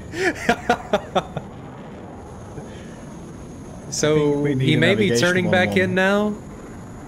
Will he miss the runway again? That's I the real know, I question. saw that. The thing is, I really don't know like what you can set in the F-15. I think it's nothing with navigation, basically. The thing is, like, basically in the Mirage, you would have to fuck the ILS, the TACAN, and the INS, and the backup compass at this point to justify Well, this. we know he at least has the backup compass. That should be fine. I thought he lost it there. I thought that was going to be it. That didn't look too healthy. Should now be somewhere to the southwest, I think. I don't know, if he was in a flanker, his wings, like the wingtip where his broke, would have just, his other side would have just been like, this is too much, I need vodka, see you later, and just ripped itself off. Possibly. Where's he going? Alright, we're headed back toward the runway. Sort of. Yeah. He's We're to too the far south again. Like if the river that's running south of the fucking airfield is directly below you. Where are you going? Top tip: you're Maybe- not going for the runway. Maybe he's on downwind. He was on downwind a couple of times at this point. The chat says wings revoked. All true. So is he gonna turn? Are we gonna come in for base? Is he gonna turn on the base off of this? We're kind of far away for downwind, but The thing is, like, if you're flying over the river, which is to the south of the app, like, that's really the thing. If everything's fucked and, like, backup plumbers and, like, you have no idea how to do that, like, look at the map or, like, have someone else talk in on the map. You have Right. GCI and do it via terrain features. Like, that's what I often do, like, for low-level strikes. Like, I have the waypoints program, but it's really, like, more about, like, knowing the terrain features and doing it, like, manually, but yeah. well, he may be turning in here shortly. Looks like he's setting himself up for base. I think. Maybe. Maybe not. Maybe he's going to Katasi. I don't know.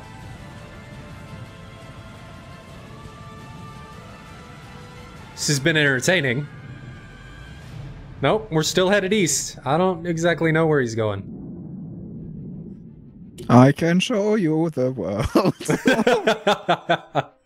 We're headed to Katasi right now, so we're pretty close to splitting the two airfields. I swear to God, this bloody shit today. This is... It won't end. We're still in round 1. I don't know where this guy's going. It's just on a... It's like he's on a pilgrimage. Before too long, we're gonna end up in Tbilisi. Tiger said, that is not normal. Yes, definitely not. DCS paranormal activity, the fog is helping. The overall horror theme here. He's on 76% engine power, but I don't know. I don't know, like the chat says. Oh, Osborne says, I don't know how he still has fuel left. Yeah, that's engine RPM again. I guess the fuel leak is just cosmetic. I Something guess. like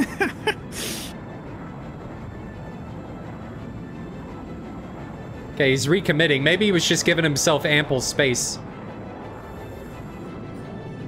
And he turned back around to the west, but he turned too far. He's already south and he's flying course 260, even turning more to 250. Even if he doesn't have HUD, he'll use the backup compass. Okay, he's flying heading 245 now, and he says north 4215. North 4215 is actually... Oh, he's actually... Wait. Okay, he's actually lined up with it now. I think 4215, Hey, 4212. Yeah, he's pretty much lined up with it at 7 miles distance, I think.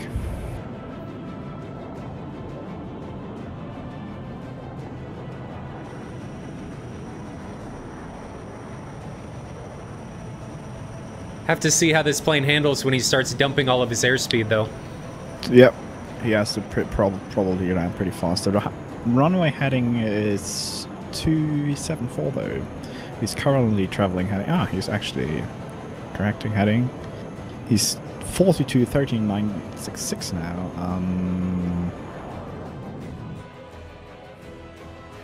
It might actually be pretty good. This could be a decent approach. He's coming to the left, though. Come on, come to the right. It's actually, yeah. He's Come to the right. left. He's 20 or 30 degrees off. Where are you going? No! Are we missing the airfield again? Yes.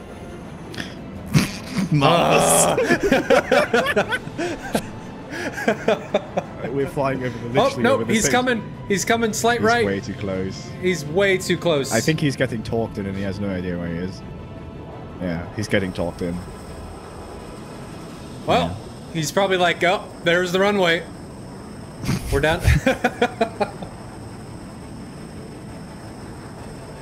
Imagine if we had crosswind. He's actually putting the gear down. Holy, I think he's no really desperate. No, the gear's coming back up. I was gonna say, are we getting really desperate here? What's going on? And we go only 190 knots flaps are down. This is fine. This is really fine. No problem.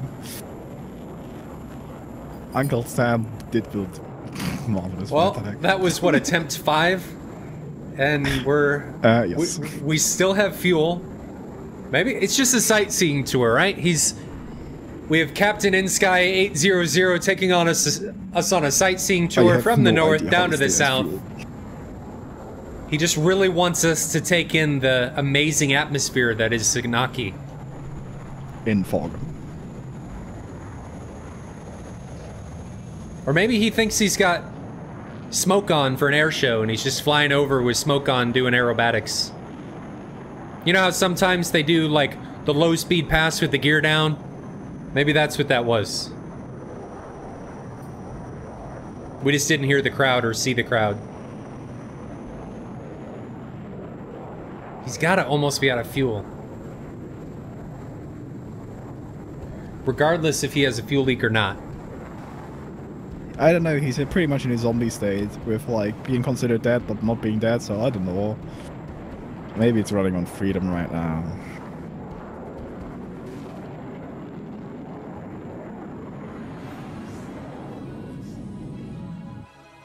So we're lined up. Only sort slightly of to the south. Yeah. He's got to come a little bit to the left here.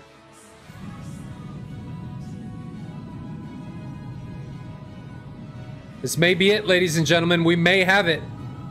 This may be our moment of glory. Is he going to be able to land it? Is the question. It looks pretty landable. He's still really fast. Yeah, I mean the F-15 with the missing wing did land at 250. I think he's rather too high than too fast. Here comes the air brake. He's pushing 300 right now. Air brake and gear. Dangerous. Highway to Oh.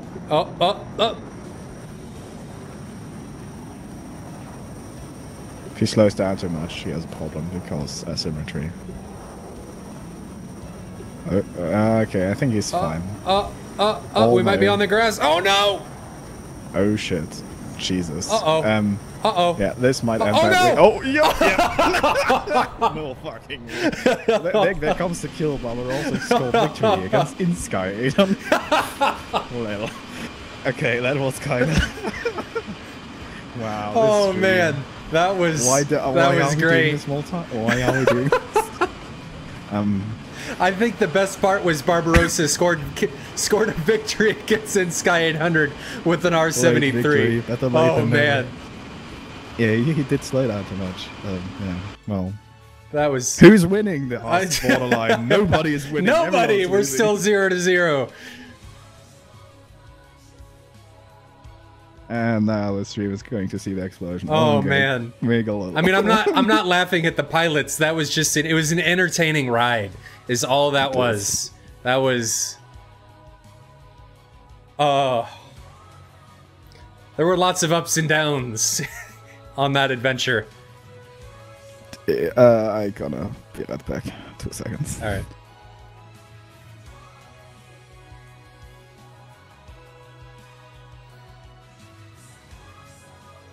Hey guys, we're just restarting the server, and we'll go into round 2. We're still 0-0 here, and we'll see where this takes us.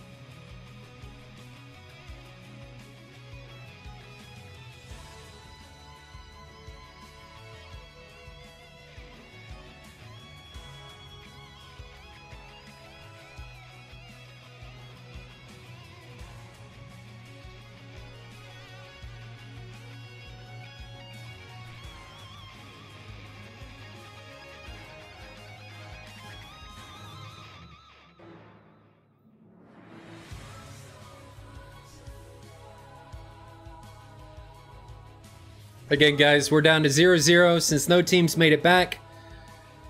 That's a tie. We get to redo the round, effectively. That was one hell of an entertaining ride. Holy crap.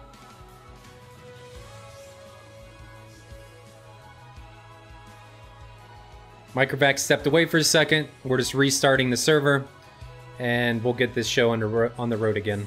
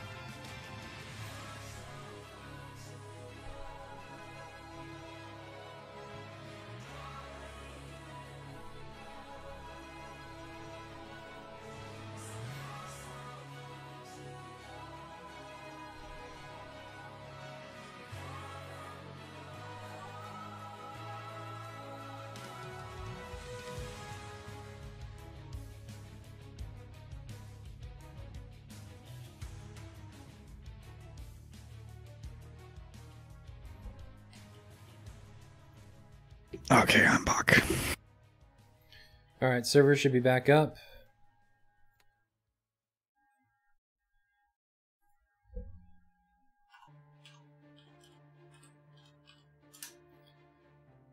Oh man.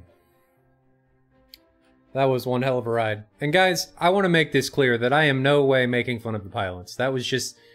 Anybody on approach like that, when you're missing half a wing, we don't know what was going on in his cockpit or anything of that nature. It's really difficult. So it was just it was a fun ride. It was a good time.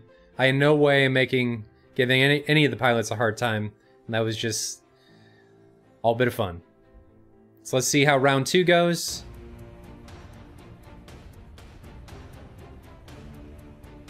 And see if we come out here any different.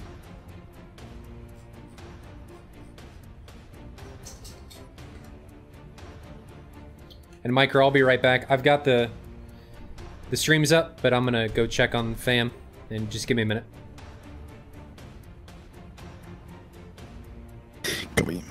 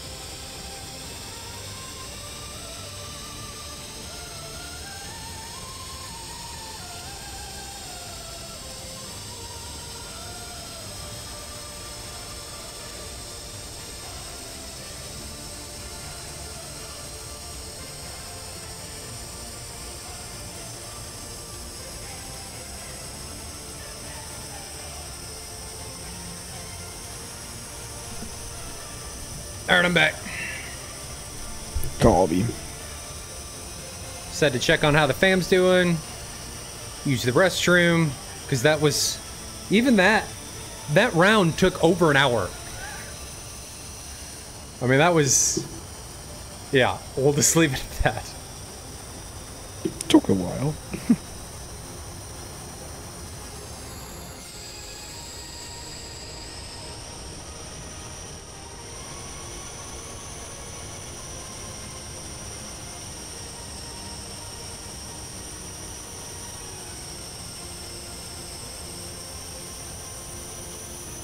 So just watching inSky here, Taxi, 5 F-15s, Singleton Su-27, and then 36 will be the complete opposite. 5 J-11s, Singleton F-15. I gotta remember that these aren't Su-27s, they're J-11s.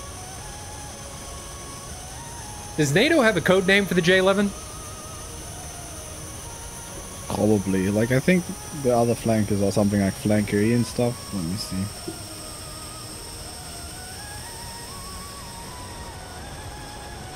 NATO code name Flanker B+. So I guess it's a flanker. Okay, it's a flanker. Alright.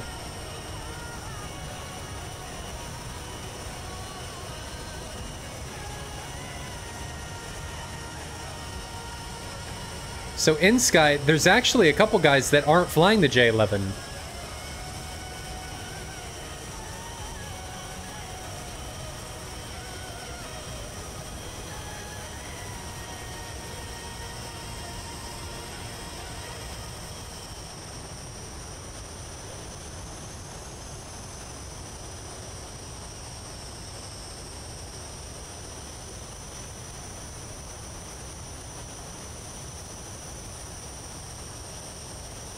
Wonder if this round's going to be as exciting as the first one.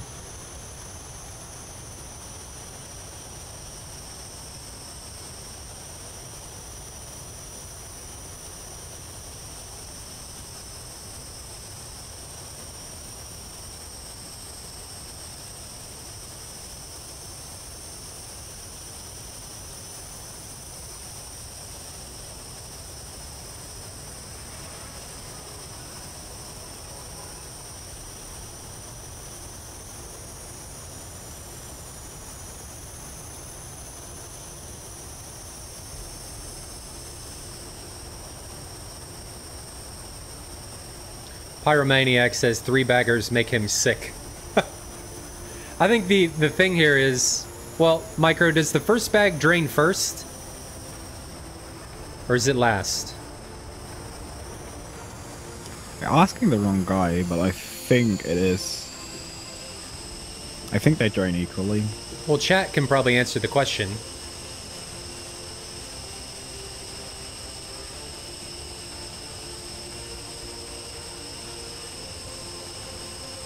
Vitor, anistrophic filtering is on ×8. It is on.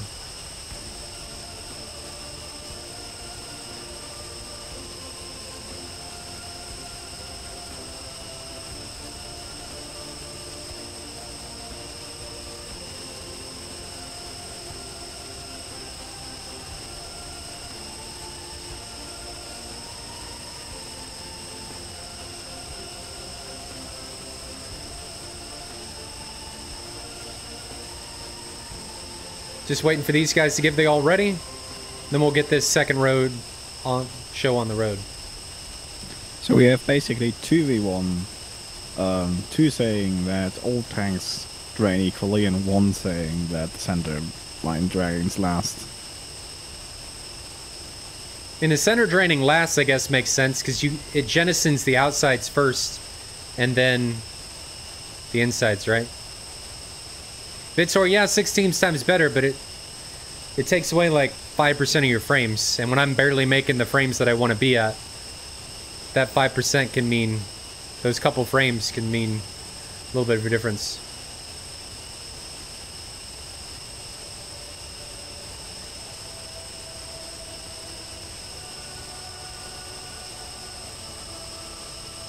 Thing is, though, I think the wings dropping first is more of a DCS thing. I would be very Otherwise, I confused. bet you could select.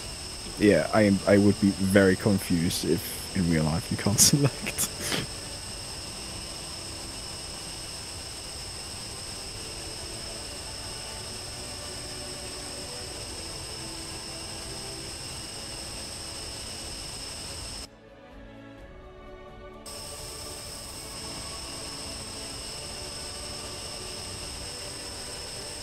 Yeah, draining fuel from all at the same time makes sense. Like, you could probably force, like, in F-18 you can force it to drain from a certain tank. Unless your bingo or below something kinda out of fuel, then it just says, fuck the pilot, we're draining, we're taking the fuel from wherever there's fuel left. But until then you can define from where it should take the fuel. I would be very confused if you can't do that in F-15. Let's check on 36. They're still taxiing, and they've got one guy that hasn't finished taxiing yet. Or even started taxiing yet. I feel kind of remembered of the Team China versus I don't know who match in SATAL, which just took like half a century or something.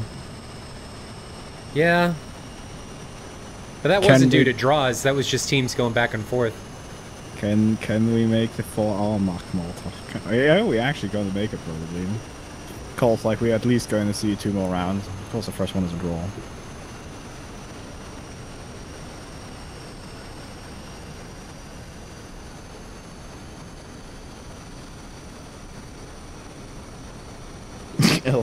They have controlled W button in their cockpit too. Yeah, obviously. Like that's how stuff works. Like DCS is the most accurate and picking on SD3 aircraft. I like it to do that. But yeah.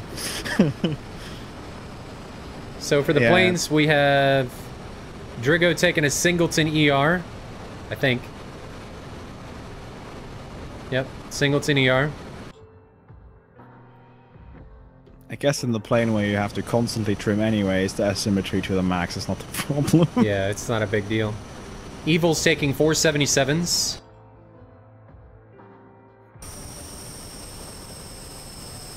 Merlin's got 4 120s and 2 AIM-9s.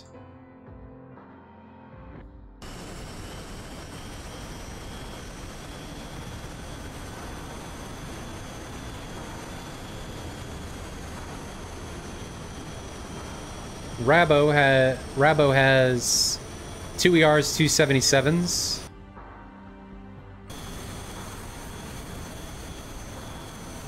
Barbarossa has 4 ERs.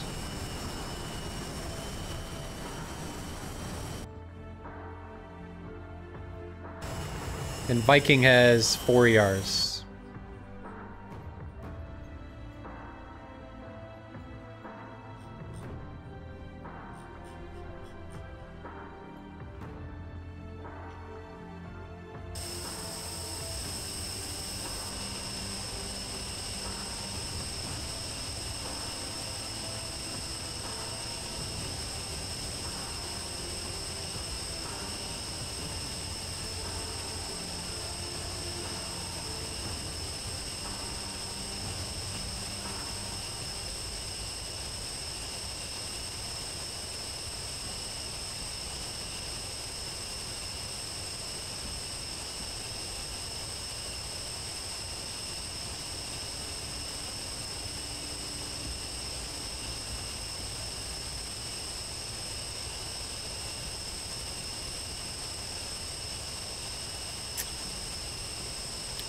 So chat's asking if we saw any confirmed kills with the R-77 last match. I think they were pretty much all from the 36 side, were all from the 73s, weren't they? I think we saw one. I think there was one. I think it was one of the shots on one of the already damaged, not giving up F-15s. Ah, that's a possibility. Oh, and we also now have confirmation that 36 is also using not 30C.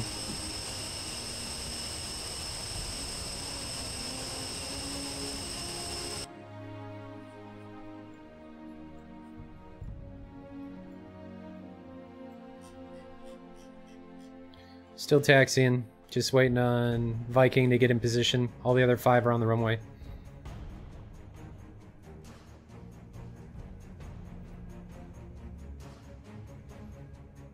So Coxie says the R77 is not that good. Coxie, I agree that it's not good in most scenarios. I think it's... in DCS, it has its purpose and it has its place, but it's no replacement for the ER. And it's nowhere near as good as the NATO actives. So I agree with you. Looks like Vikings going all the way to the end.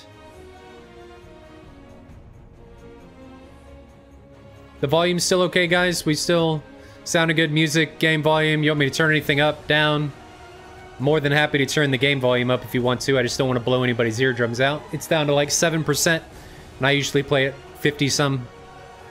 Sounds better loud. I mean, I can turn it up for you guys on takeoff if you want us to be quiet. Sounds pretty good. Sounds better loud is actually a perception for you. Well, when you turn the volume down, it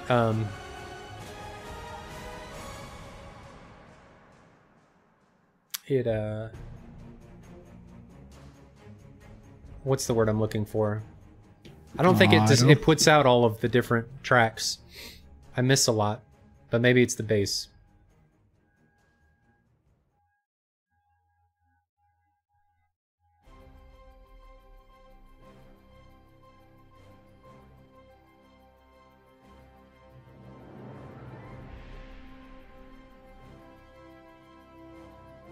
I think each time I'm gonna fire an M54 from an F14.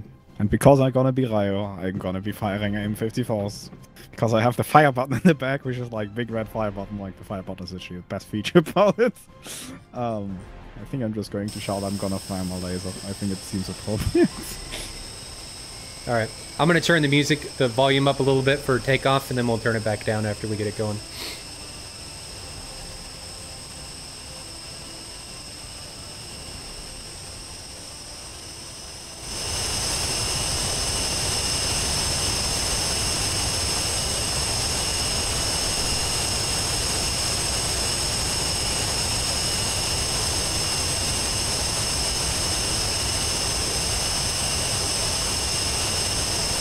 Tech did enter full moderation mode.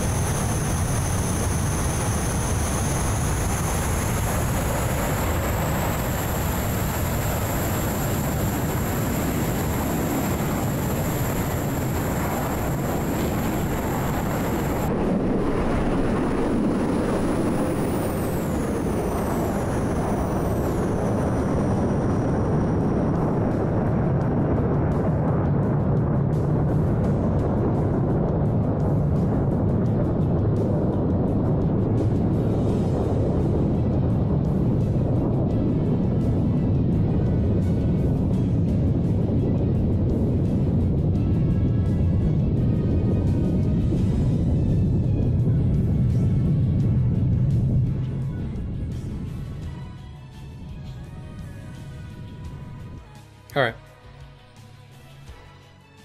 So we've got inSky departing in 2-3 ships, while 36th, I believe, is in 3-2 ships.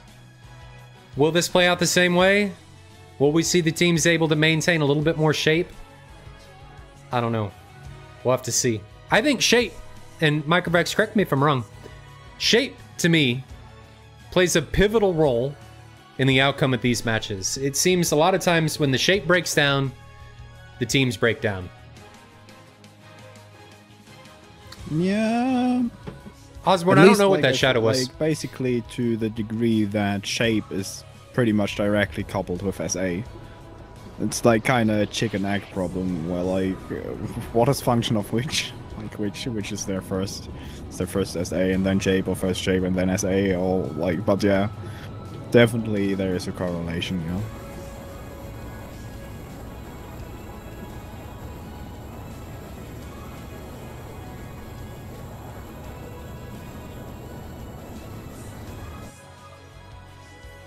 Still see inSky in 2-3 ships, and 36 is still maintaining. Well, 36 is Evil and Drigo have turned cold and now look like they're rejoining at the rear to the other 2 ships. So we could be seeing a 2 ships in what looks like a wall formation. No, they're doing a grinder. So they're setting up in a lead, middle, and trail element.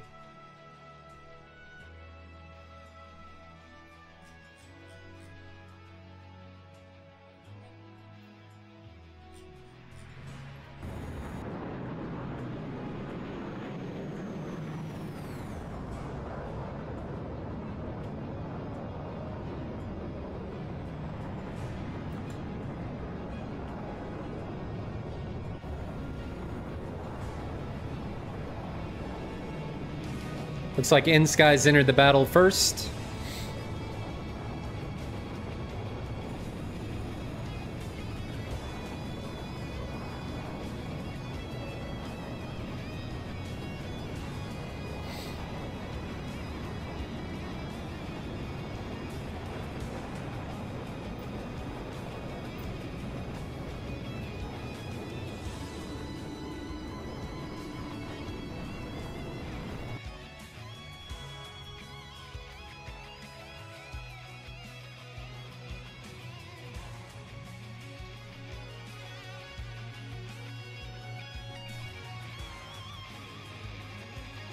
So what we said earlier is exactly what happened. We've got the lead 2-ship, the middle 2-ship, and then the trailing 2-ship. There's quite a bit of separation between these elements.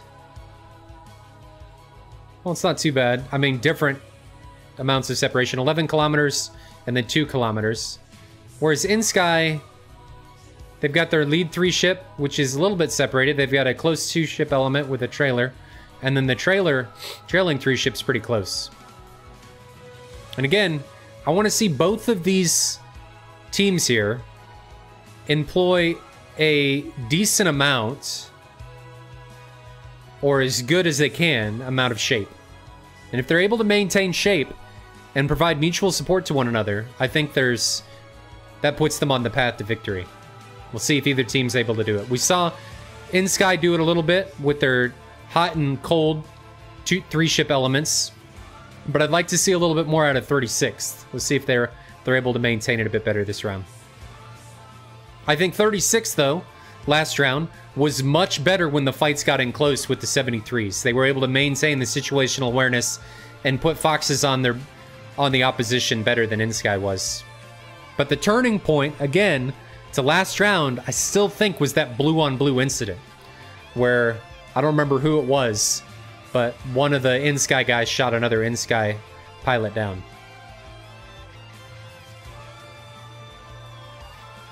Yeah, the blue and blue definitely played quite an important role, I agree. Well, Micro, how does it feel? We're going on 3 hours into this. Granted, the stream's not that long, but it's been a while. Yeah, I only like did lumberjack around like the 3 hours before. Like I'm all just kind of feeling like I'm dead. It's fine. So we're at a current separation of about 170 kilometers. So they're still pretty separated. This is a long flight in SATAL terms, 325 kilometers. 160 now. Gotta use the space shuttle transportation system to cut the travel times.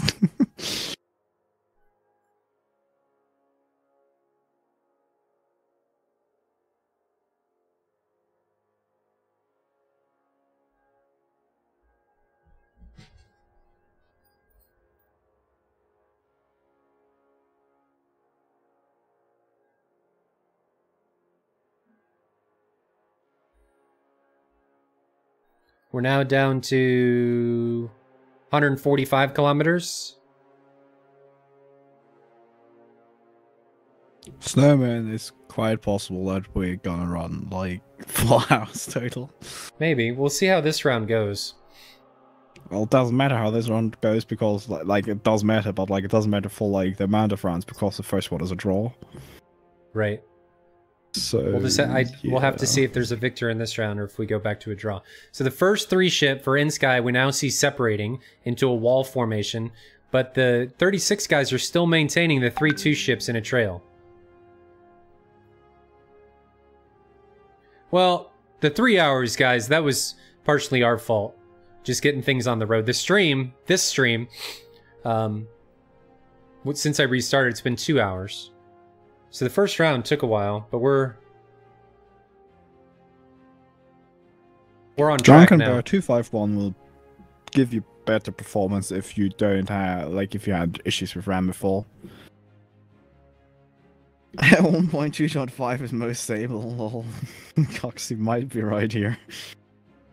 To be honest, though, it's not bad. Like, no, it's not bad. We were running into issues with the mission. It wasn't 2.51. It was the mission that we were trying to get up that was having problems. So again, we've got inSky separating. 36 is still in a trail formation with what looks to be a kind of a grinder setup going on here. Separation of 98 kilometers now. We're breaking the 100-kilometer mark.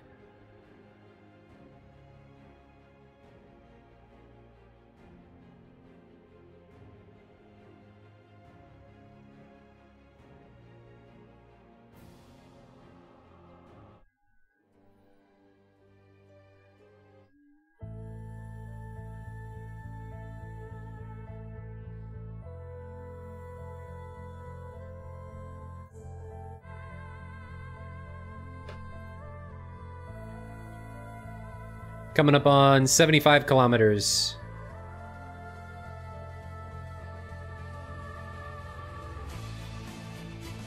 Coming up on 70. Last time we saw 36 Fox at over 60 kilometers. Are we going to see that again? question is how fast is inSky this time, I think. inSky is pushing... No, they're not too casual. fast. Yeah, they're just doing 450 knots. Like, that's... And they're over Mach 1, but they're not overly too fast here. Thing is, Mach 1 at high altitudes is like not that fast. Like I said, they're doing like 550 knots or something. 460. So 50 kilometers now.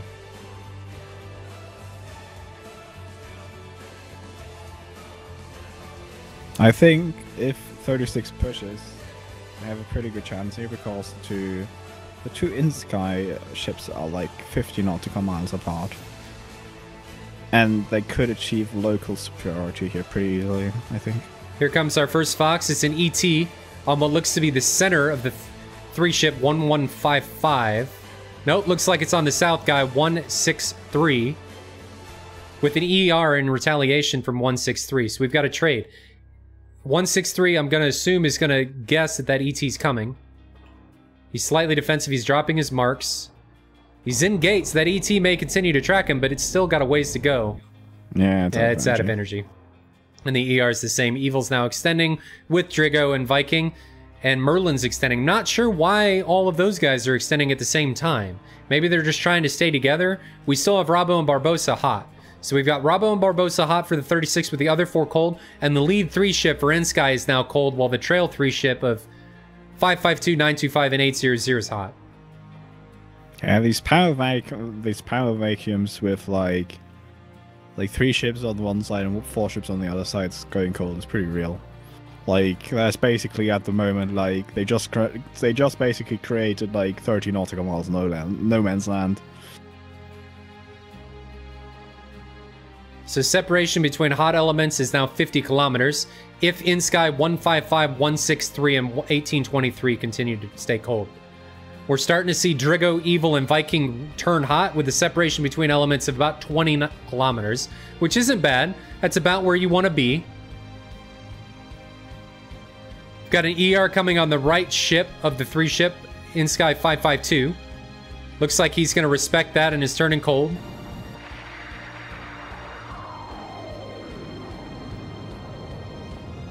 dropping tons of altitude. He's now down in the weeds.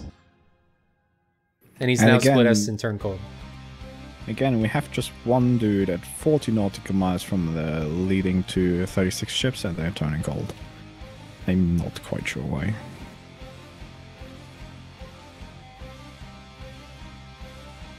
So now we have two hot ships of 800 and 925 since 552 turned cold.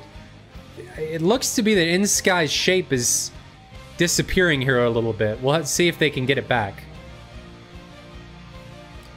925 didn't press the fight. He's staying with his formation, turned cold. The hot ships are now 115 and 163. While down here with 36, we've got Viking, Merlin, Evil, and Drigo are all hot, while Rabo and Barbosa are all cold. Separation between elements is now 45 kilometers. We didn't see them really start pushing the fights until they started running out of missiles, which took a couple minutes, a couple passes before they started getting in close and getting into the merges. Thing is, with the 3 bags on the inSky F-15s, the flanker probably actually has the energy, like the whole, like the general energy advantage, like energy capability. So here comes an ER, 35 kilometers on 115. That's a long ER shot. Really, at that range, all he has to do is snake, and that missile should be trashed. We've got an ER coming in retaliation, 35 kilometers again on Merlin. I don't see either of those being effective. We've got an long R-77 coming out on what looks to be 1823. It's only 32 kilometers, but for an R-77, that's a long way. So the ER that was fired by 163 on Merlin, he's now cold, so that missile's trashed. And Evil looks to be putting it into a notch. Uh-oh. Yeah, he did. So 36 is down to 5 pilots based on the disconnect. We may see our first merge between Evil and 552. 552 seems to be relatively oblivious, although there's like... And Evil's turning cold, so we'll have to... It hit. I didn't see the ET. Where was the ET on? The ET was on 552. Oh, really? I didn't see that. It did hit. He's going... Is he going to be able to maintain that? I think his hydraulics are gone. Nah, he's dead. Switching down. His hydraulics are gone. Sorry, guys, for missing that. I missed that. So we're down even. So the disconnect is now nullified when that ET hit. He didn't see it. So we're down to a 5v5. It's also a pretty obvious ET, but yeah, I guess sometimes you miss them. Yeah, but if you're looking somewhere else or you got your head down, this is why it's really important to keep your head up out of your pit to be able to see that stuff. Yep. Another ET, but that missile is way trashed. It was on 925, but he's now cold. So we're seeing some separation now. We're getting, from inSky, we're getting some separation between the elements here. We're 20 kilometers separated between each of these elements. And it looks like they're still in a hot, cold thing here with lead 3 ship, trail 3 ship, even though the lead 3 ship is now a 2 ship. And down here we've 36th. I can't really see the shape they have, but they're still staying pretty close with hot, cold elements. I just can't see who's flying with who. So we see a press from 823, 1823, 925, 115, and 163, with 800 being the only cold element, while Evil, Drigo, and Merlin are all hot for 36. But it looks like Merlin's now turning cold. He's probably rejoining with Barbosa, and possibly Rabo, because Rabo looks to be trying to rejoin with Barbosa here. He may be getting vectored on. But the two up north that are definitely flying together, Evil and Drigo, and they're staying together and staying hot. Are they sorted on 1823 or are they on 115? I think Evil just foxed on 1823 and 115 is flanking them, I think, but Drigo, I think, should see him. So we've got the ER on 1823 with an AIM 7 on retaliation. But it looks like Drigo and Evil are both extending. So they're not going to be a factor on 115. And Merlin may see 115. Nope, he's extending, and he's probably extending back to his 2 ship of Rabo and Barbosa.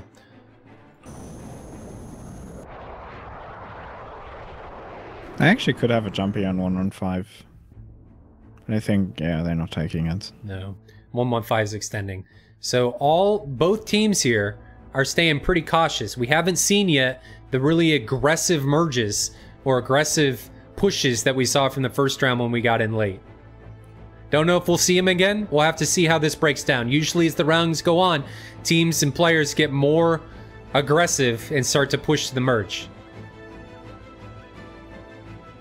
So we're seeing 925 now hot, with Drigo and Rabo look to be on 800, and Merlin looks to see 925.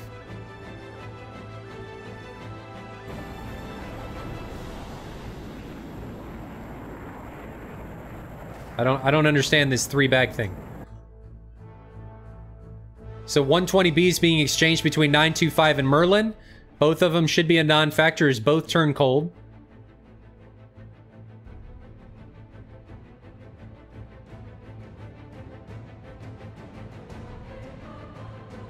And both teams are still being really cautious. All the lead ships for inSky are now cold, and the only hot guy for 36 is Barbosa. He's still sorted on what looks to be 925. I don't know that he's going to pick up 1155. We'll have to see how this plays out. Is he going to maintain his current aspect? No, he's turning cold. You're right.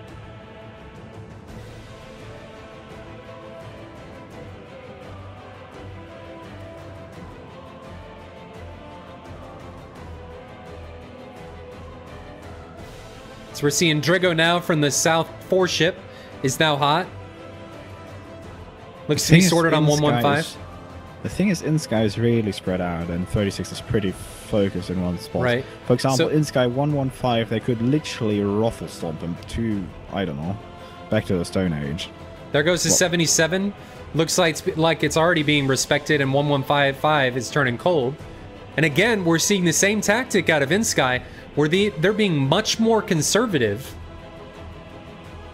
with their munitions as opposed to what 36th is doing. Yep.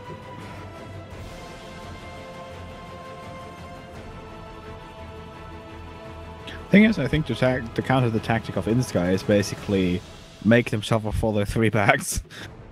Like, push them. ER being launched from 163 on what I believe to be Merlin, and Merlin's already respecting that and turning cold. So this is just an exchange of long-range missiles, fire, and then the bandit turns cold, and then you support the missile as long as you can, and then you turn cold. So we haven't seen really any in-the-weeds merge action yet. It's just been poking and prodding as of right now. Racer Gotcha, no, there is no rule against it, Mirage 2000, but most people think, and partially rightfully, like, it's pretty hard to compete in this setup with the Meme 2000. I don't think it's about the avionics, it's more about the types of missiles and the amount of missiles that both planes can carry. I don't think in these competitions that there's really any difference between the... and I think most of the squadrons would agree that really the full fidelity modules give you an advantage in some aspect of you having more control over everything that you can. Not saying that the Mirage is going to, because it has issues with long-range radar and being notched and stuff, but when we start getting things like the F-18 and the F-14 with their better radars and stuff, I think having more control over your radar is going to possibly give you a bit more of an advantage. And not just limit that to radar, but the whole plane. AWG9 will... It really depends how it's... Like, the thing is, the radars in the game at the moment, some of them are, like, underpowered, so there could be parity. But, yeah, AWG9 is going to depend a lot on the operator. Like, so we see a big push coming out of inSky. All of the guys are hot. Well, 36 was all cold, and they look to be turning hot, but we could see a pretty big push out of a wall formation for inSky. How will 36 react? Separation now is under 30 kilometers. We're down to 29. 1155 is now separated by 25 clicks. How's this going to play out? We may see our first merges of the round. 925 is already cold. Looks like 1155 is now cold. Are they going to pick up on 1823 up here to the north? He's pretty low at 2,200 meters. Looks like he's flying in that valley. Yeah, he is. He may be going for a flanking position. But looks like Evil and Drigo are getting vectored on by GCI. How are they going to deal with this situation? Merlin is going head-to-head with 800. And but his support is now cold, so we're seeing a 1-to-1 engagement at 15 kilometers. 120 Bs being exchanged between the two. These should be nullified and run out of energy before they reach their targets, now that both bandits are extending. 77 being launched up north on 1823. It's trashed. Looks like he broke line of sight. Yep. I think Evo and Drigger could have catched 1823 pretty much easily. Like, Drigger did turn cold while Evo was under fire. Evo launched it. Yeah.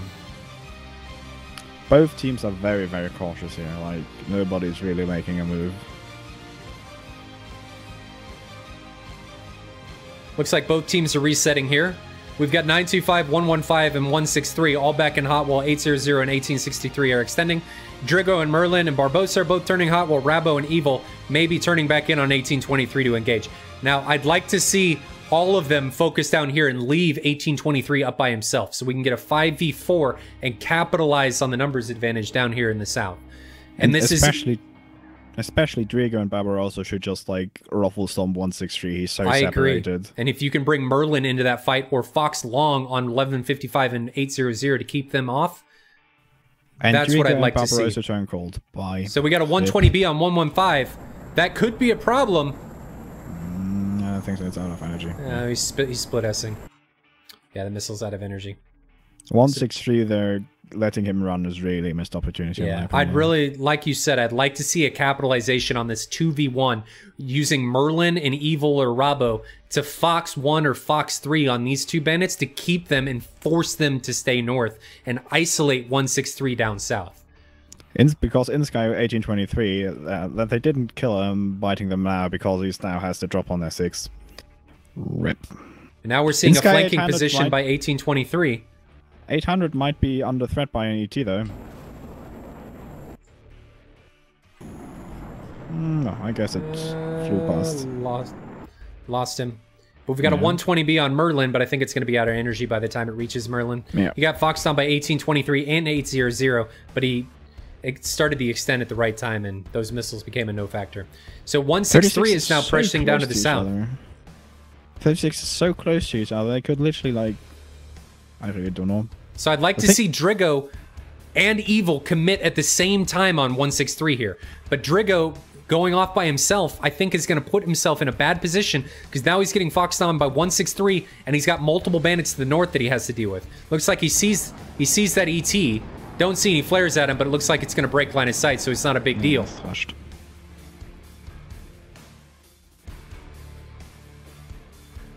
Micro, can you check on stores remaining, especially for 36, and see what we've got going here? Sure. Rabo is down to 4 R73s, 2 R77s, 1 ET. 120B on Merlin. That could be a problem unless he breaks line of sight. Is he going to get low enough? Is that missile going to run into a mountain? No, it's out of energy. Yep. Merlin is down to 3 A9s.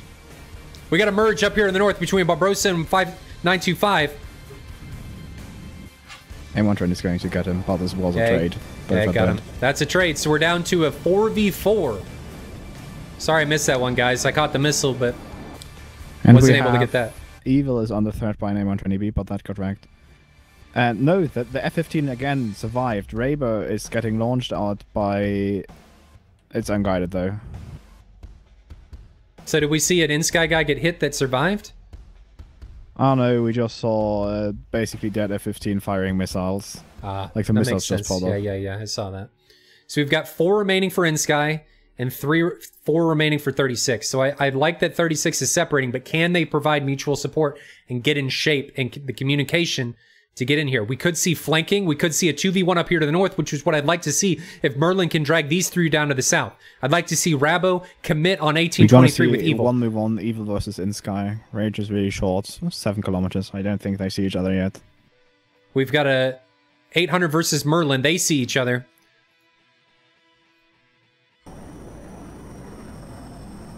Merlin dodged that. I think 800 is going There's to get the hit AIM-9. here. Yep, Hit. 800 got hit. He's going to get hit again here in a second. Or there it is. So 800 should be splashed. Evil broke off on 1823. 1823 now has an R77. Is he low enough to do anything about it? Yeah, he is. That missile should be trashed and lose line of sight. So we're down to a 4v3. We've got Evil and Merlin pressing the attack on 115 and 163. But again, I'd like to see Evil, Rabo, and Drigo press on 1823 and isolate him and have Merlin take these guys off to the west. Merlin has only one aim 9 left. And he doesn't see the guy to his left. Yeah, Merlin's sandwiched now. So 160 is dragging and 115 behind him. Yep. He's tracking. And we're seeing a 2v1 with Evil and Drigo isolating 1823. Rabo looks to be coming up here in support of Merlin against 163 and 115. Is he going to close this gap? Merlin is in trouble here because he has 106. Well, Merlin has to maintain his current course and not get into a turn fight with the guy behind him. 115 missed him, and there comes the M9. Jesus. And I don't think it's going to... He's going to see it. There's the splash, and he broke up. That should be 1 down F-15. And now we have a 2v1, Drigo versus Evil, and 115 is chasing Merlin, but I don't think he sees him in the valley. So, 1823 may see Drigo, but I think 115 sees Merlin.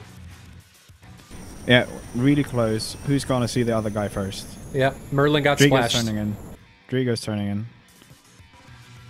So now we've got a... F-15 is oblivious. We've got Evil isolated. Rabo sees in 115, and then Drigo sees 1823. There's a 73.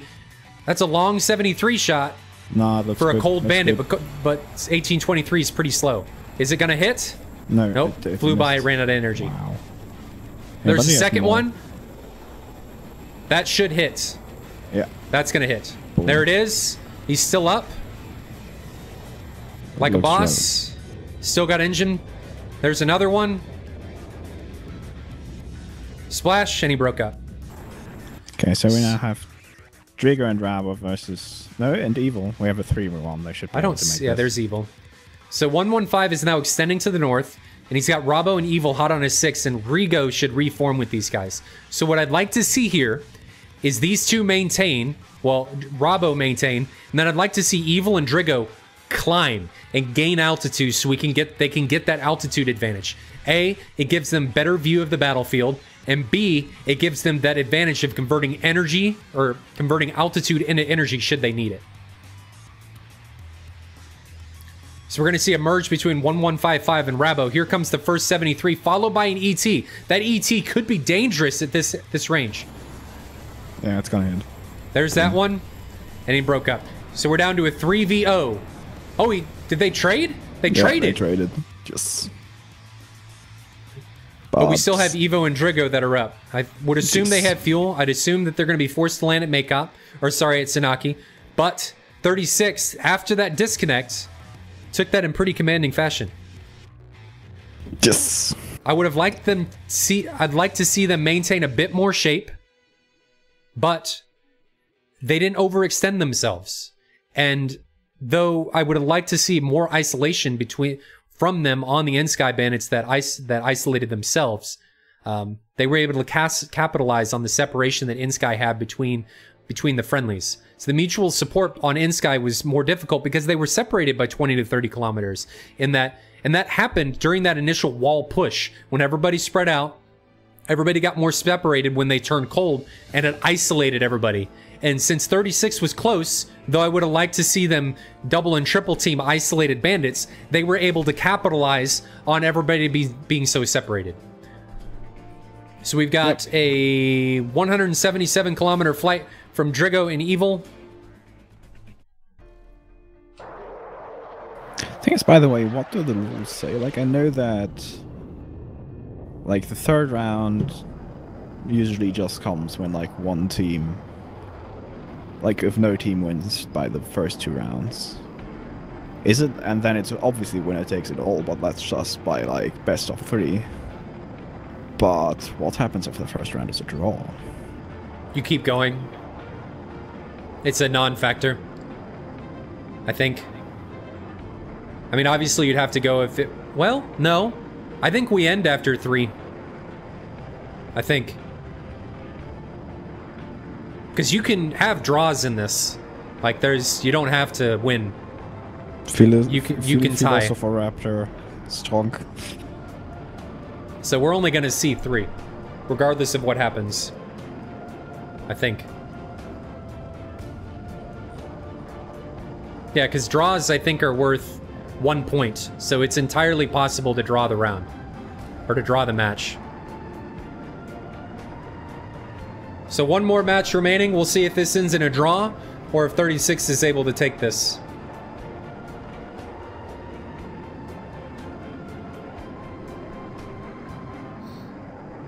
I'll double check though, but I'm pretty sure we can end in draws.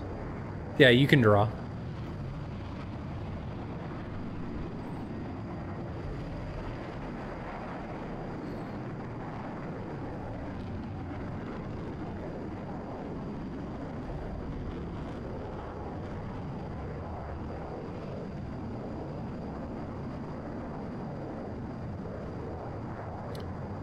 I didn't see any kills from the R-77 there.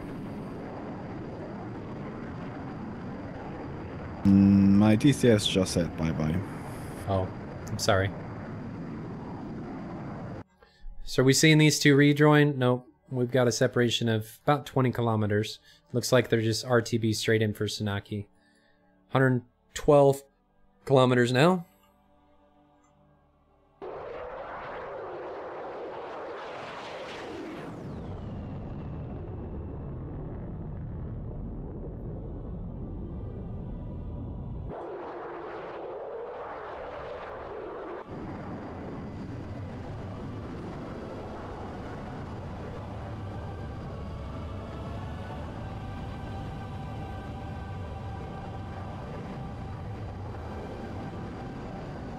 Guys, I'm going to give myself a little bit of a break. We'll watch these two teams, these two guys RTB, and then we'll pick it up for round 3.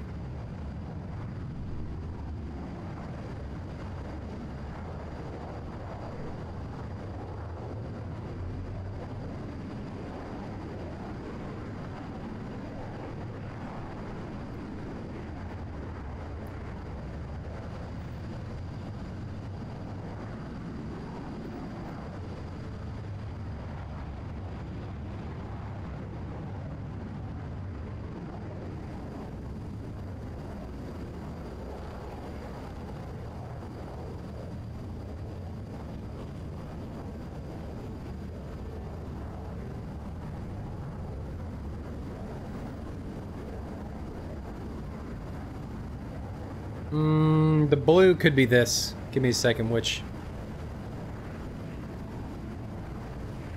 Let's turn HDR off, see if you like that better.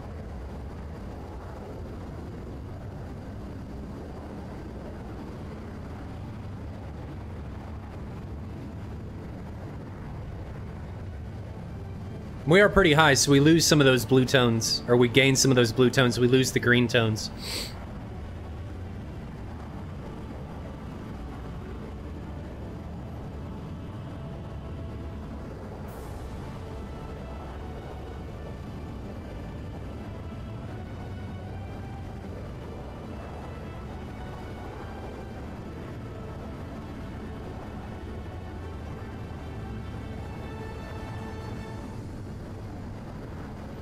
Yeah, I think I'm gonna turn HDR back on. But a lot of it depends on the time of day, like Wobbling Goblin said.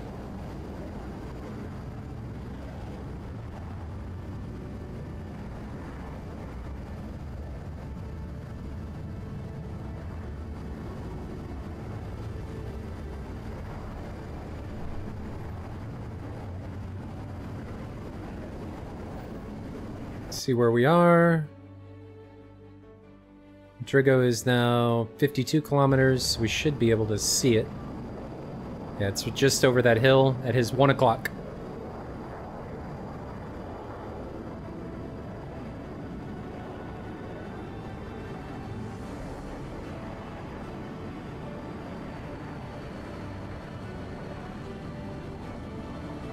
There's Drigo cutting power. Starting to slow down and descend. Coming down from 7,000 meters, still at 700 kilometers an hour, but he's down to idle.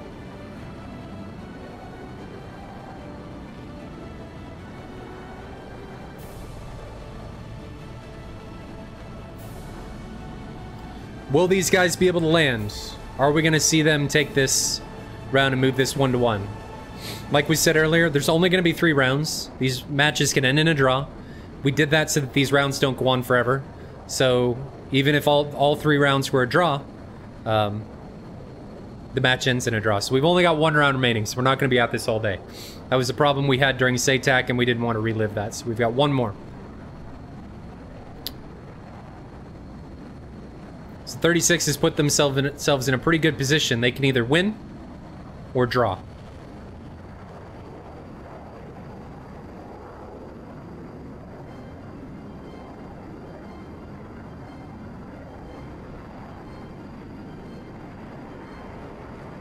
And who was it that was saying that there's more blue in 2.5?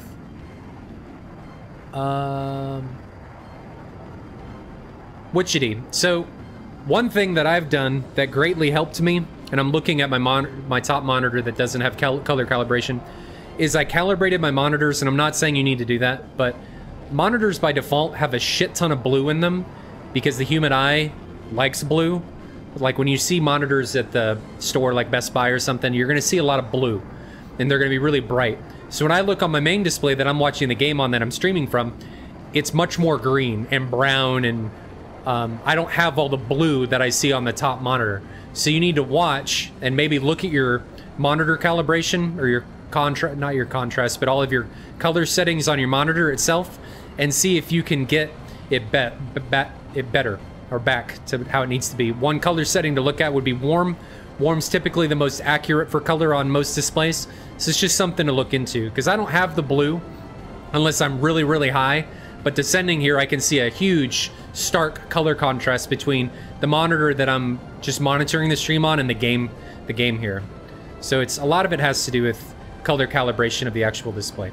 But back to the actual ingress here for the landing. So Drigo's got his air brake up. He's down to 600 kilometers, passing Angels 2. And it looks like he's going to be coming in for straight in if he can bleed enough airspeed here. Should be seeing his gear come down and his flaps come down to bleed even more speed. And yeah, it looks like he's going to come off for straight in on runway... What runway is this? Like runway 12? Something like that.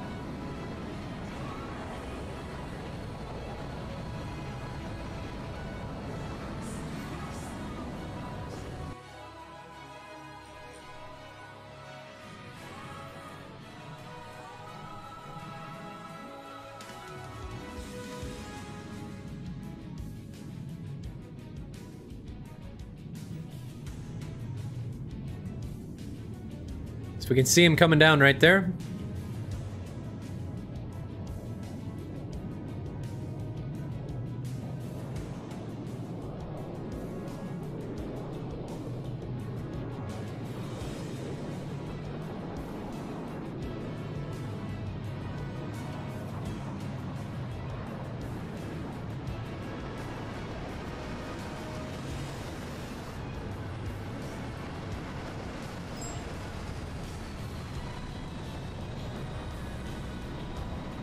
And 36 was able to take that since Drigo landed. So we're down to a 1-0, 36 taking the lead.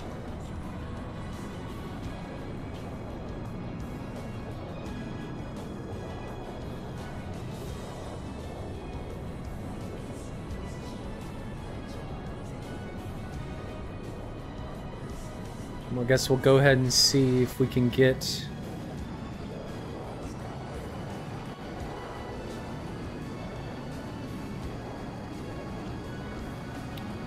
Get Evil's landing here.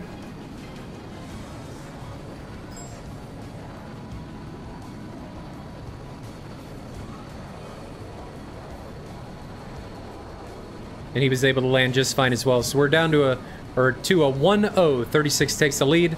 So if inSky wins, it'll be a draw. If 36 wins, 36 takes it all and wins the match. So let's go ahead and restart the server here.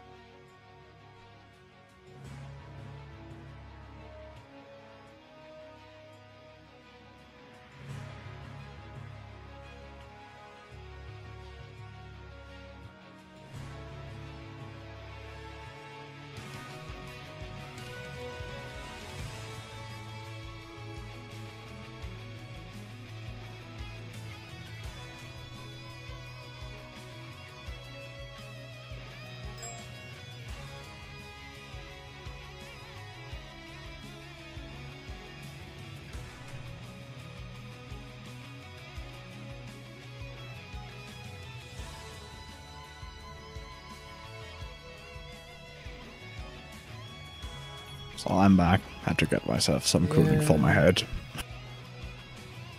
I gotta figure out where the hell DCS is installed. Why? Because I have to run a repair, because it doesn't... It fucks up every time I shut down the server and then I run a repair and it works. I don't know why. Alright guys, I'm gonna be right back. I'm gonna put the be right back screen up and we'll get this figured out. Should only take a couple minutes and we'll be right back for round 3.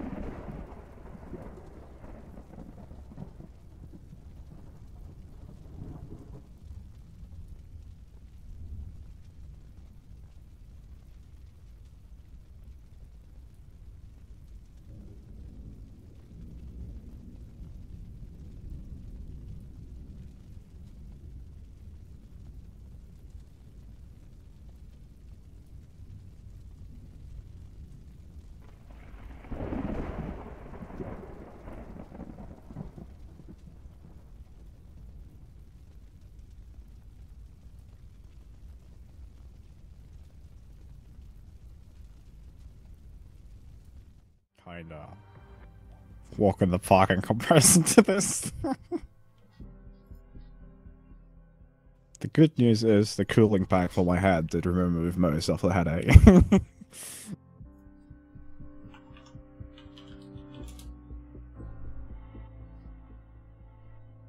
Channel switched. Servers back up, guys. Channel switched. Servers back up. Channel switched.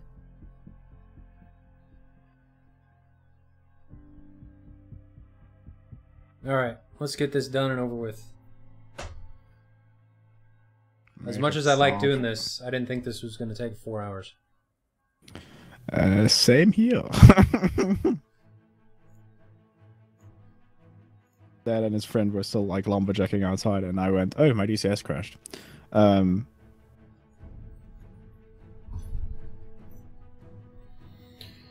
right, let's get this done. Okay. Yep. Yeah, I can't restart my DCS. But yeah, basically I went inside and was like, yeah, I'm gonna be back in like 2 hours. Didn't happen. That didn't happen.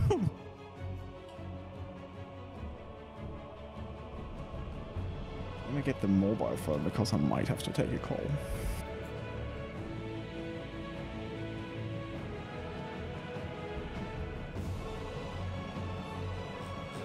So we got 36th out of Makeup this time, and we're gonna have inSky down at a Snaki. So are we gonna see the same thing happen? Last time it could have been an even more decisive a victory, because if you remember, 36th actually had a disconnect that was quickly rectified by one of the inSky guys eating an ET, so it brought the numbers back even. But we could have had even more of a concisive and decisive victory from 36th had that guy not disconnect.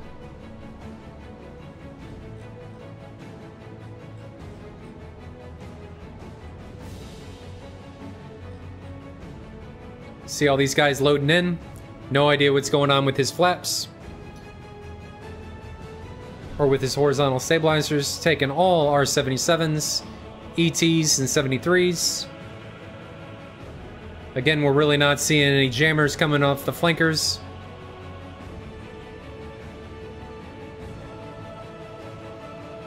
Okay, and I'm back. Wobbling Goblin says, someday I'll have an MCG Pro grip or MCG grip for my gunfighter. Wobbling, it's worth it, man. The MCG is awesome. I think a lot of the delays is them retooling and redoing some of this stuff internally on the MCG Pro or the MCG grip. I wish they would be more timely, communicative, or communicative. mostly. Yeah.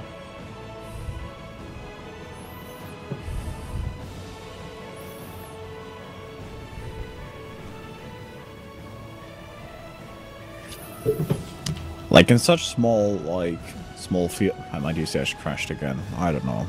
I have a feeling. Try repair. Ah, Jesus, DCS. I know. Sometimes. Why do we do this?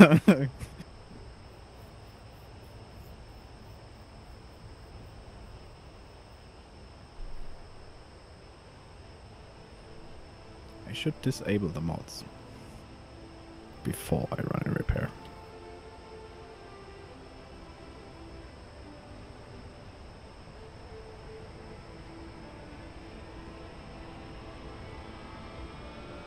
Wobbling Goblin, I think the World War II grip's awesome for warbirds, maybe not for current gen or Gen 3 fighters. I think it could pose problems on limited number of buttons.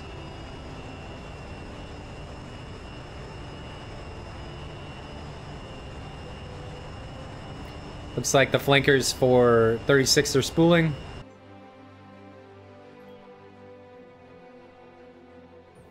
Okay, we successfully repaired. Let's try this. Well, I successfully repaired like 4 times before the server worked.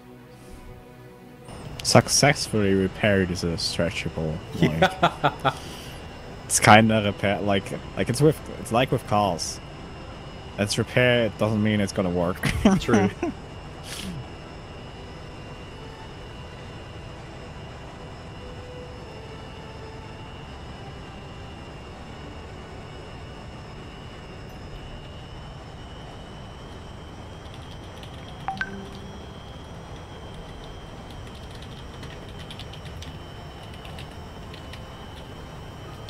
Looks like 36 is already taxiing.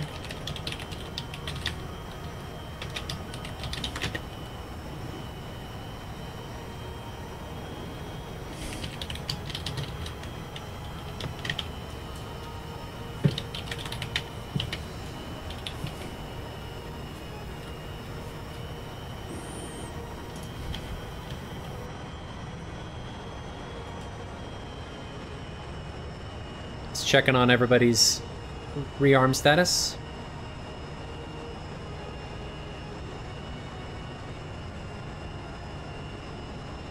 See what inSky's doing. Okay, both teams are taxi. Is it going to work this time?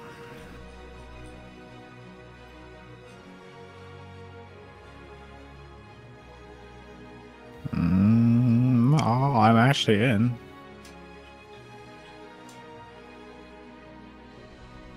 Question. Nope. It imploded again. Bye. Bye. Okay, I'm gonna run a clean. Apply more black magic.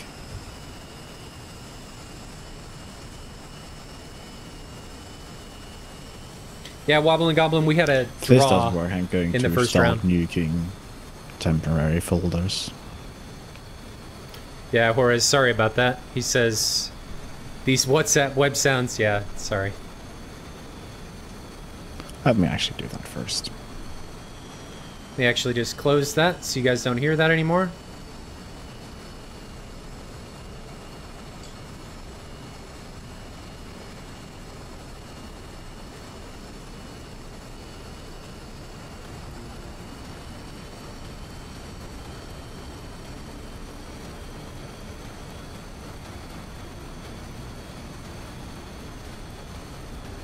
See if inSky's taxiing yet. Looks like they are.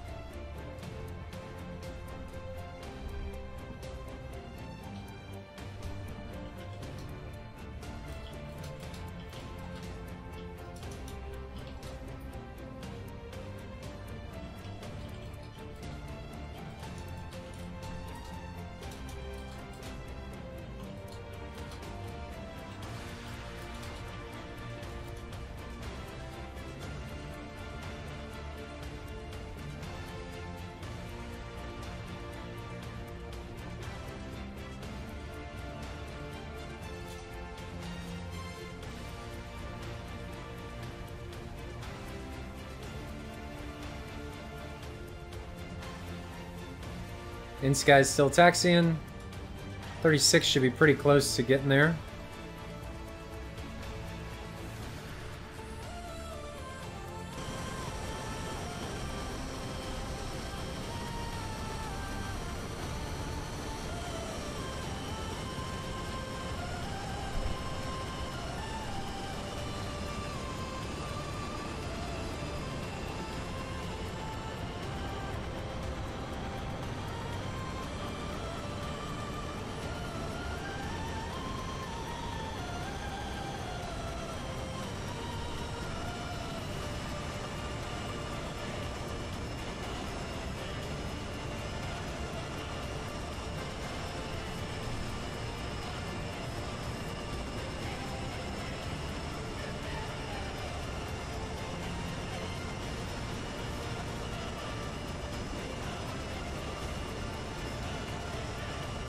Mister, that is the F10 view. I don't have a map view mod. That's just F10 or this. I'm in satellite view. But yeah, this is the new F10.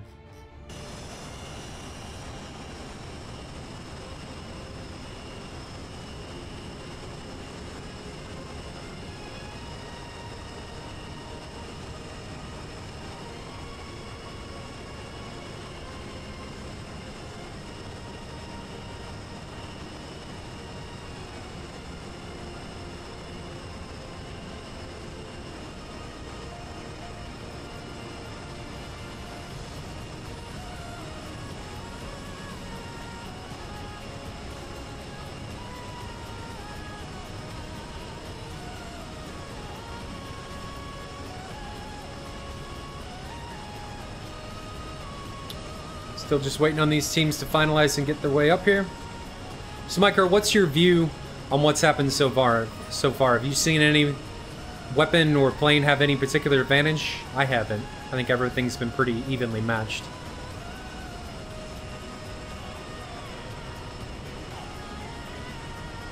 Micro died. I'm all alone. Oh, no, I just didn't manage to hit the push to talk people. And I'm in the server, let's see if I stay this time. I think, yeah, you're right, it was pretty evenly matched. Especially in the second round, both teams were very defensive, but I think 36 played a pretty well game, especially with that disconnect, mitigating that, and then late, but taking advantage of the separation between the 36 ships, and making some really good moves. I agree with that.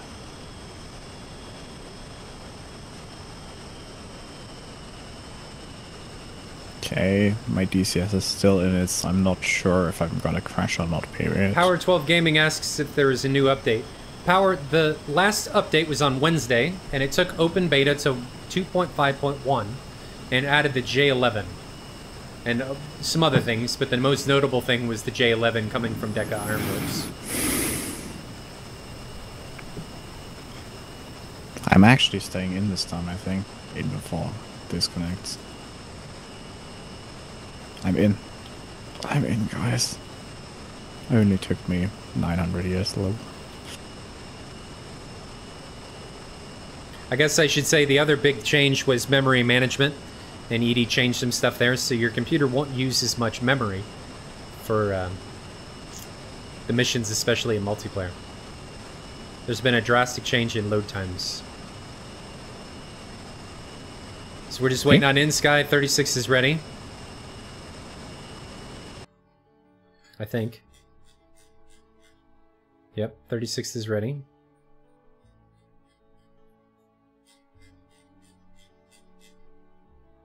Last guy's taxiing down here.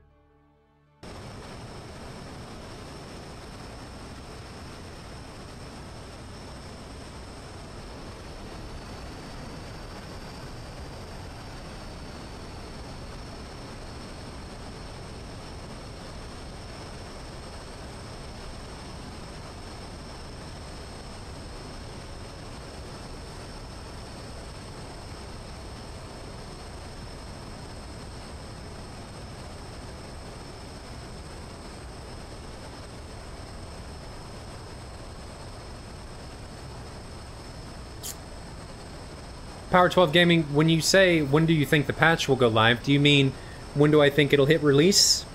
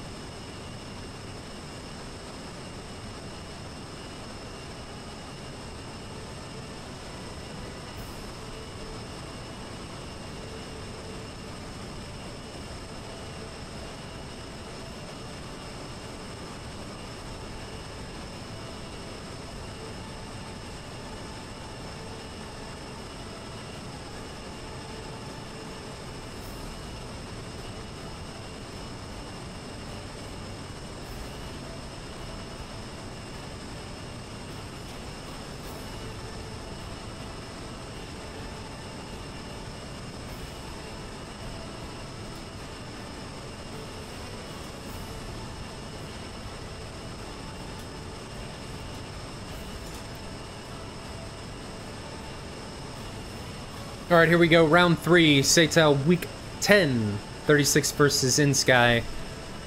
36 leads 1-0 after a first round draw. That was a hell of a match. We'll see how this round plays out.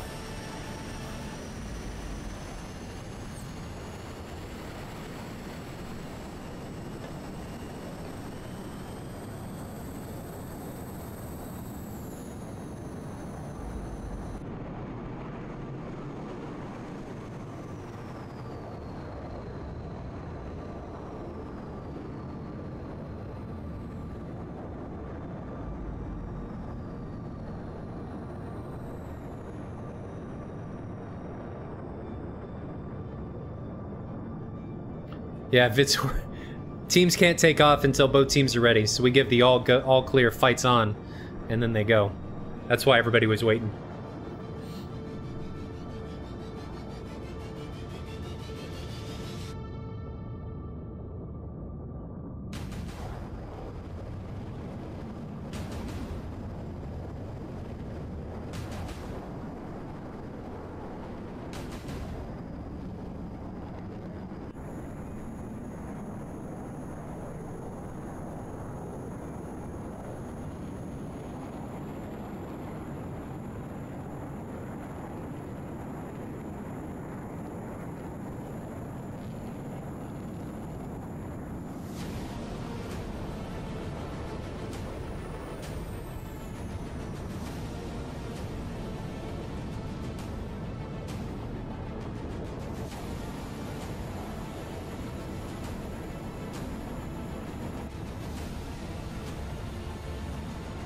There's one real advantage with the J11. What is that? I think the skin looks better. I Yeah, at actually least like. look cool. I actually like the purple skin. Or the pink skin, whatever it is.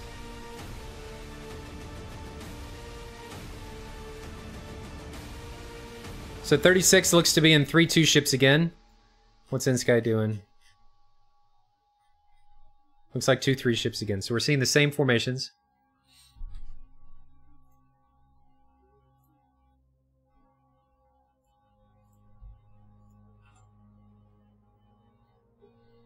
inSky's already over Mach 1. Maybe they're going for a sprint again. If they Maybe. are, if they are Mach 1 now already, that would be pretty likely. Because there's no use to burn, like to climb supersonic. Like, why you want transonic drag if you're trying to get away from the Earth? Separation right now is 280 kilometers, so still a decent flight between the two.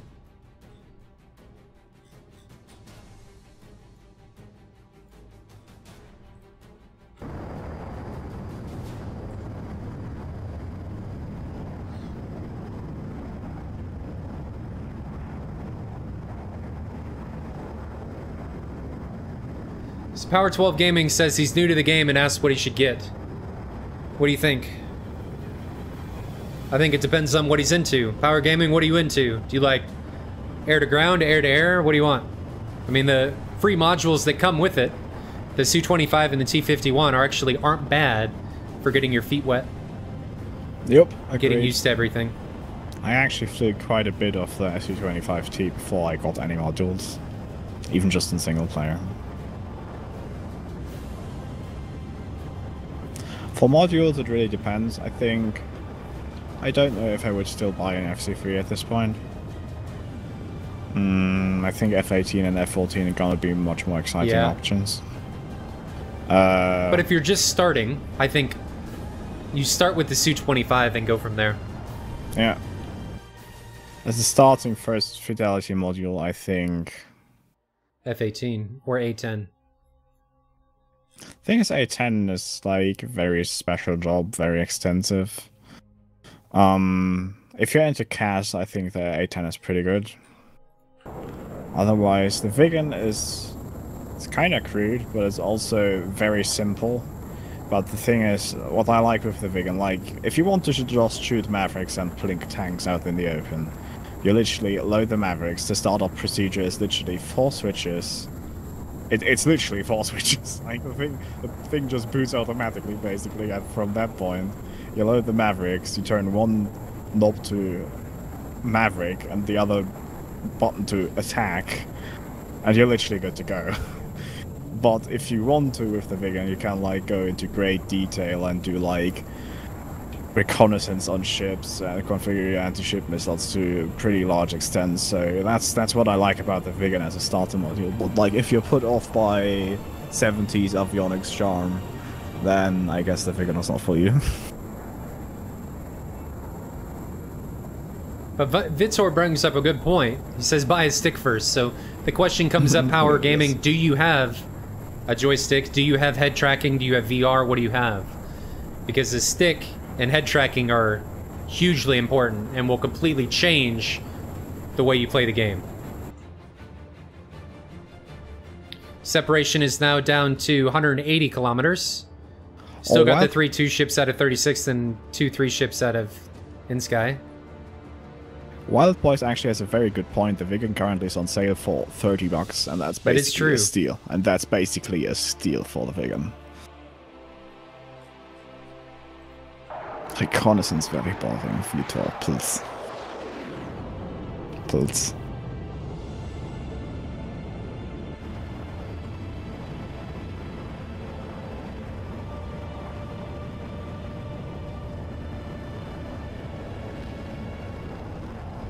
Just waiting for these guys to get closer so we can get this round underway.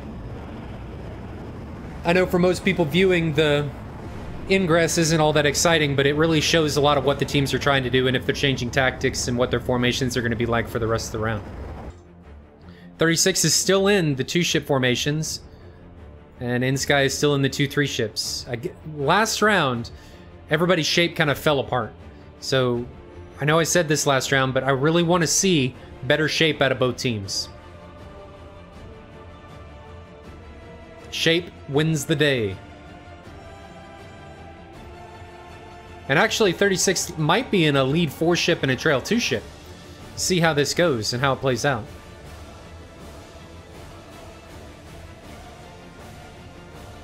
I really have to be careful not to get stochastic here because I'm kind of like running low on fuel.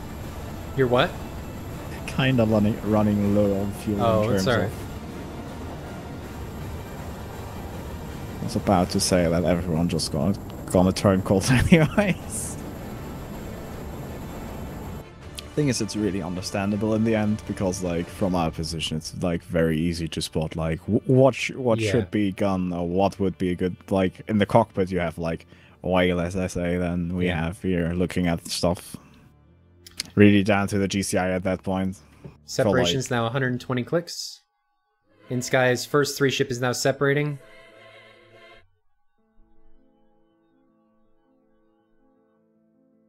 And 36 is maintaining the 2 flight elements, the lead 4 ship and the trailing 2 ship.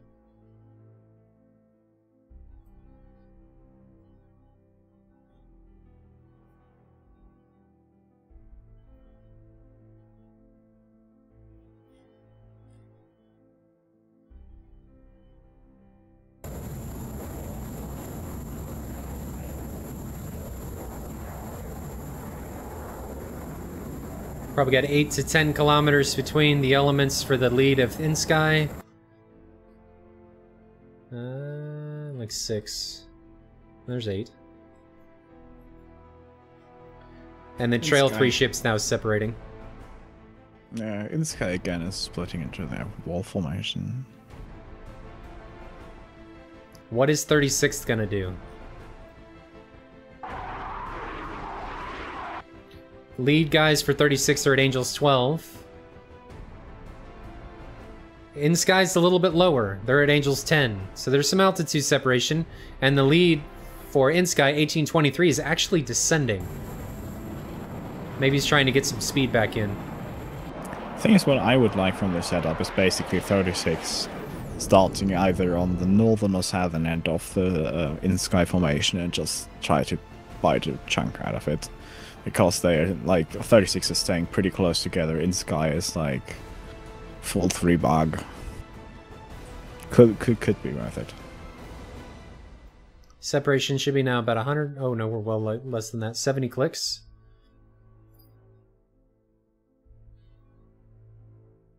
.36 is still maintaining that lead 4 ship with the trail 2 ship. And we still have the lead 3 ship and trail 3 ship for inSky. I'd like to see some more separation between the flights here on inSky. It's only about 7 kilometers as of current, but we'll see how it plays out. First ER coming from Drigo. That is a long ER. Could be home on jam, though. 45 kilometers. That would be my home on jam distance for that. There goes his second ER. 163 is already defensive.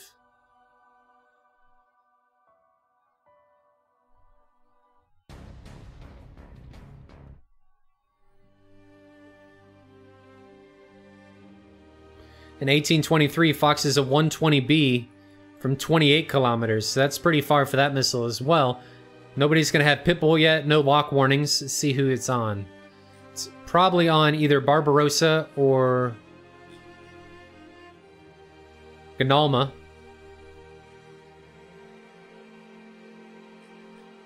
Both of them look to be defensive. All the ERs fired by 36 are trashed, and that 120B is going to be out of energy.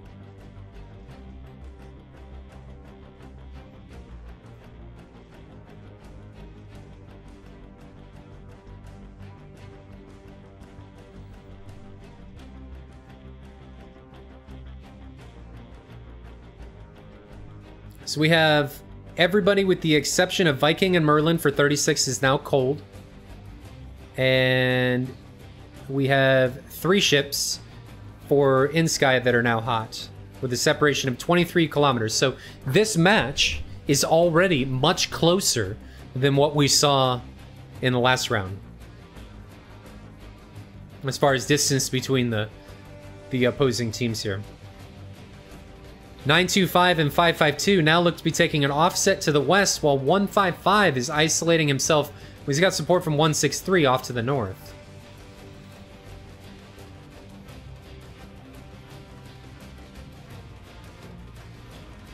.925 and 552 have now recommitted. There goes an aim 7 out of 925. Not sure where that's going. I think it's already lost lock and it's not supported anymore. See how this plays out. inSky's keeping the press on. How is 36 going to deal with this? How are they going to manage this press coming from inSky? Everybody from inSky is now turned hot. And I've just got the Singleton. Well, we've got 2 ship. Barbarossa and Viking are now hot. How are they going to deal with this press? Who's 155 going to see? 552 now sees Viking, and Viking's isolating himself down here to the southwest. Is 925 going to turn in support? ET coming out of Barbarossa on 552. He's not going to see that, but that's a long ET shot on a cold bandit, and that missile's going to run out of energy. And looks like Viking's now turned cold. We can assume that he was locked and realized he was in some shit and decided to egress out of the situation. Yep. But 925 is still hot with 155 up to the north, so nobody is cold on the inSky side. While on the 36 side, we only have a Singleton of Drigo who's hot. Merlin's thinking about it, and Evil looks to be turning back in, but we only have Drigo currently in the hot position. There comes an R-77 from 20 kilometers out of Drigo on 155, but it's got an ER in exchange. Both of those missiles should be out of energy by the time they reach their bandit. And it's unsupported now. Yeah. There's a long R-77 coming from 163, and that is well out of energy. It was actually out of energy by the time it reached its friendly before it passed. So we've got 2 extending from inSky, and 4 hot down to the south. We have 2 hot from 36 and 4 cold from 36. Here comes another R-77 on what looks to be 925. And that could be a threat. That could be a very good threat.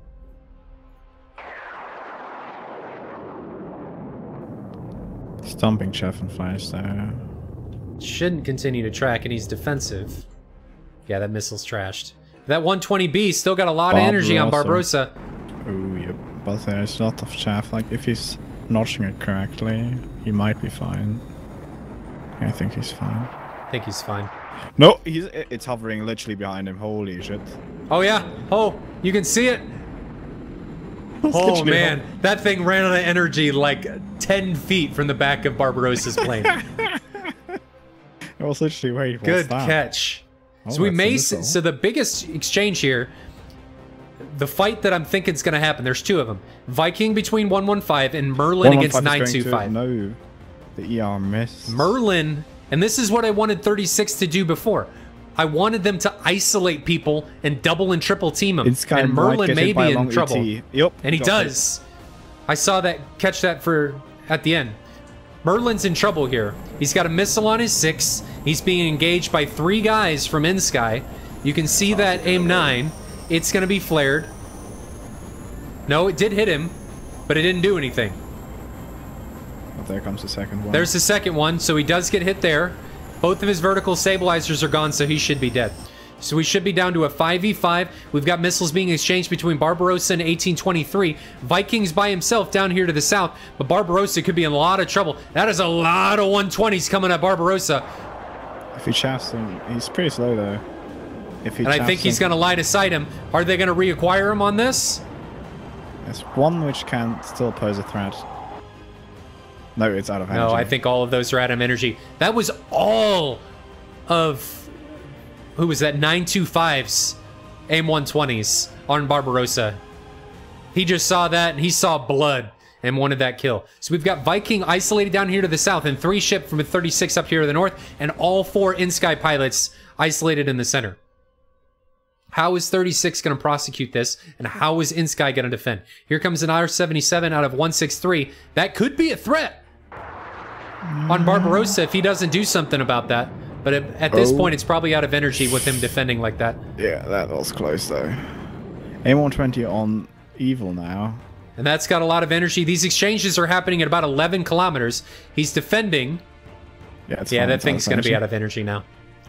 So Vikings now putting the press on from the west. Is that on 1-1? Yes, 155. It did get him. We saw him down to their south. So inSky is taking some losses to these ETs that they don't see. So we're down to 3 with inSky. 36 or 4 from 36. We've got a 2 ship of Evil and Barbarossa up here. Sorry, 5 from 36, not 4. 2 ship from Evil and Barbarossa, 2 ship from Ganalama and Drigo, and a singleton from Viking. Way too far. Here comes an ET. That thing's going to have a ton of energy by the time it reaches him. If he doesn't have the energy to get out of it, is he going to see it? He might have the energy to run away from that. He's pretty fast. Yeah, he's got the energy to get away from that. 2 120s coming from 552 on Drigo, but he's already extending. And another ET coming from Ganalama. I don't know who that's on.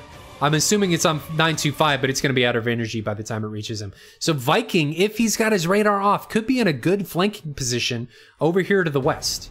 Yep, he has 2 yards. He's really low. I think, though, 925 got the memo. I think he does too. So yeah, he's got him because he's being locked. So here comes the ER from Viking on 925. That's a close Looks like it's going to be no, line of sighted. So we got Ganalama and Drigo extending, passing Barbarossa and Evil. 552 is isolating himself up here to the north, and we'll have to see if 36 is able to pounce on this situation. He sees the missile launches. All of his missiles have gone into the ground so far. Nope, there was one from... I think that was Barbarossa. He does get hit, but he's still up full engine power. Lost his radar nose cone. And Viking has isolated 925. Yeah, Viking is in a good position on 925. And here comes another 73 from Barbarossa, and it looks like 925 is, or 552 is broken up. So Viking is in a hugely advantageous position down here to the south. But here's the 77 on Ganalama. Does he see it? Is he able to line of sight it? Ooh. I think I saw that barely just fly by his plane. I think Viking lost 95. 95 is now turning onto the 6 of Viking. Yeah, he's got the 6 of Viking. Is Viking going to be able to see him or get vectored on by GCI to be able to deal with this threat? That's a really problem now. That's a lot of angle advantage. But 163 up to the north could be in trouble. He's got an ET coming at him head on. I don't see any flares. That was out of energy. It wasn't able to turn. Yeah, but 925 Viking here. Okay, now comes here comes an AIM 9 or an AIM 7. Splash. So he gets taken down. So 925's isolated down to the south, and we've got a merge coming up here with the north, with 163 being tailed by at least 2 bandits from 36th.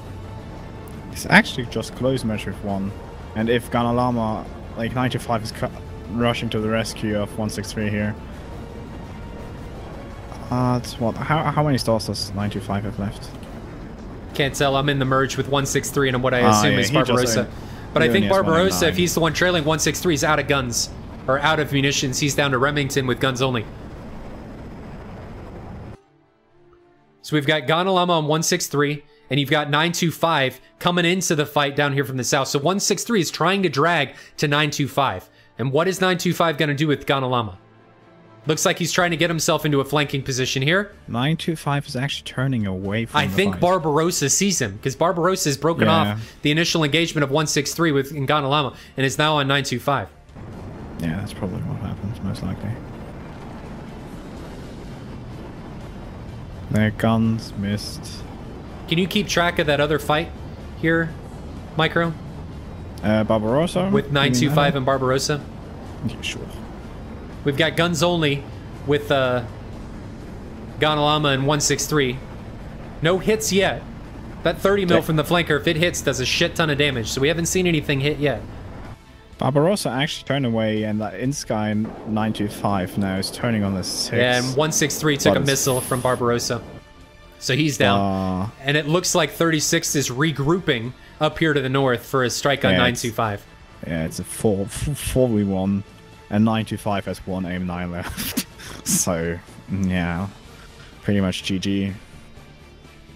Pretty much GG. They did that really well. Wild Boys, Remington, if I understand it correctly from the NATO brevity, is actually when you still have guns. Winchester is when you're, and I think different armed forces do it different ways, is when you're completely out of stores. Like, you have nothing left. You're out of guns, you're out of missiles, you're out of everything. So Remington being, he still has gun left, or at least I assume he does. He could be out of guns, so he could be Winchester. But, at least that's what I've always used in the past. So 925 is still dragging down here to the south. Being trailed by 3 guys from 36. Barbarossa is extending. He could be out of fuel. I think what 925 is trying to do here is basically create... Disappear? Hoping for them to all go after him and all run out of fuel, but I think... I hope someone of the 36 guys just, like, goes like nope in RTBs, because even a 3v1 fight is like... They need to be climbing here. They're still relatively low at Angels 2. Yep. I'd like to see them climbing, gain altitude, use their shoot down, look down radars, or look down, shoot down radars, to be able to find 925 and maintain him. So we've got Barbarossa is recommitted. Looks like Evil's climbing. He's Angels 2.9 now.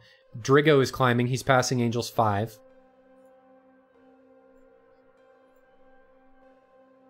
And 925 is still decently low. Still extending, excuse me. I hope they don't make the mistake to all follow him and run out of fuel. Because they have to return to the opposite side. Yeah, they should be sauntering. Or just like, I think they have... like, Evil has still stalls. Barbarossa has one R73. I think they have one guy with guns only. Well, 925 only has a single aim 9. Yeah, exactly. That's why I'm saying, like, send the guy home who's guns only. Which is Ganalama, I think. Yeah, Ganalama is guns only, and he also already fired guns, so he's probably, yeah, I don't know. I would just send him home and be like, oh.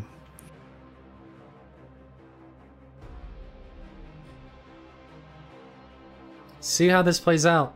925 is still extending to the south. Let's check on their altitudes. Evil is now Angels 5.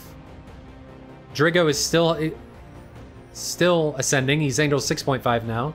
Ganalama's Angels 3. I'd like to see him higher. And Barbarossa's Angels 5. I'd like to see him continue to ascend here.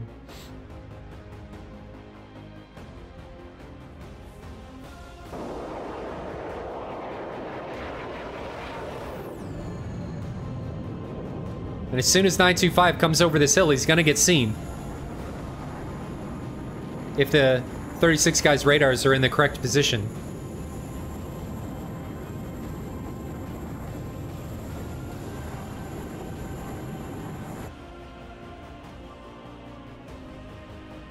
The bubble ends around Sakumi, doesn't it? So he's got like 50 clicks left.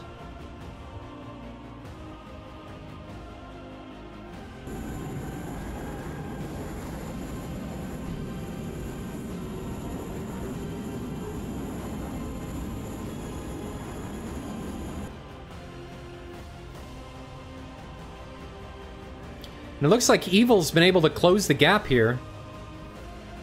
Yep, he has like... He's got a substantial energy advantage over 925. So eventually Evil's going to run him down. And he's not in gate either. He looks to just be... He's at power 9. So he's just cruising. But with all the turns that 925 is making, he's going to get run down here soon. He's slowing down even more. He's at 880 kilometers an hour. And Evil's maintaining about 1100. And Evil's got... Evil has a 77, so he's got a little bit of range outside of his 73s.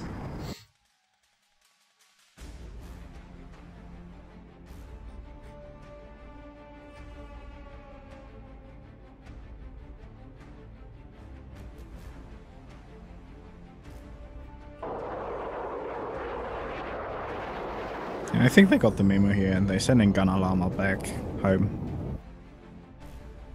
Yeah, I like that. Even if he leaves the bubble on the opposite side, just have one guy RTB. I'd like to see Drigo take like a heading of 135, 140, just to cut off the I think the inSky dude turn. is trying to make a recommit here. Well, he's using this big valley, and I'd like to see Drigo cut off his change to an eastwardly course. But it looks like inSky is taking a recommit. Evil doesn't see the recommit. He's flying by him. Oh no, Evil saw it. Oh, he does see it. But later than ideal. But yeah, and the inSky dude is running into. He just ran into the ground. He lawn darted. After all that, we see a lawn dart. Rip. Rest in pieces. Rest in pepperonis. Ground OP. The ground takes a kill. The decisive kill. Second man, one, actually. The ground is overpowered. Especially after like the first round draw. We also saw like the ground so we got taking a pivotal role. 4 guys remaining for 36th, 0 for inSky. Yeah, I really like what 36 did overall. Like they played that really well in my opinion.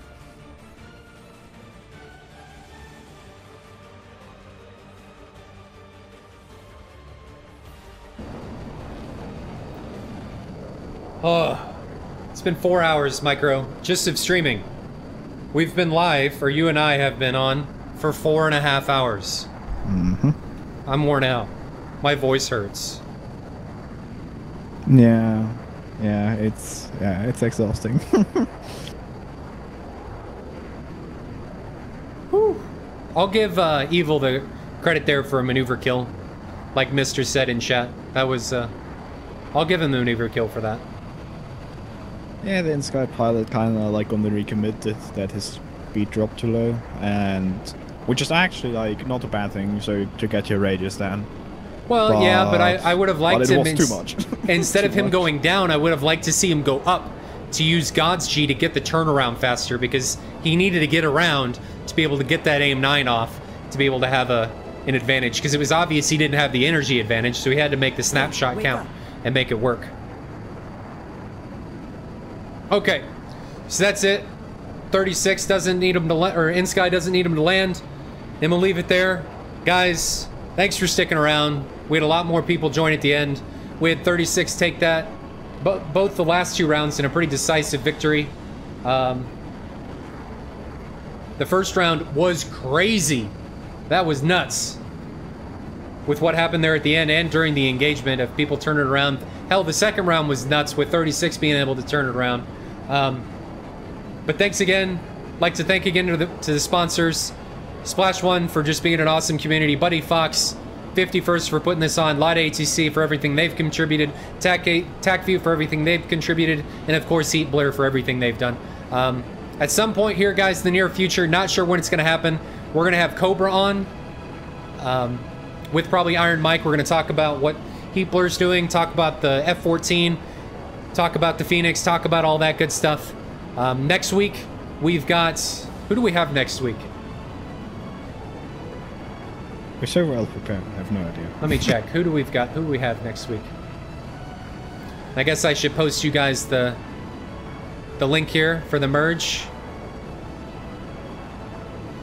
If you guys haven't seen it already, check out the merge, where you can keep track of stats, who's coming, who's doing all that stuff, what the next matches are, schedules, all that. The next match is Lock on Greece versus Chinese Festival. So hopefully we'll see you guys next week. Not sure when Cobra's going to be on with Heatblur, but expect them on at some point in the near future to talk about things. And until then, guys, I'll catch you later. It was a great round. My voice is going, but have a good one. See you next week.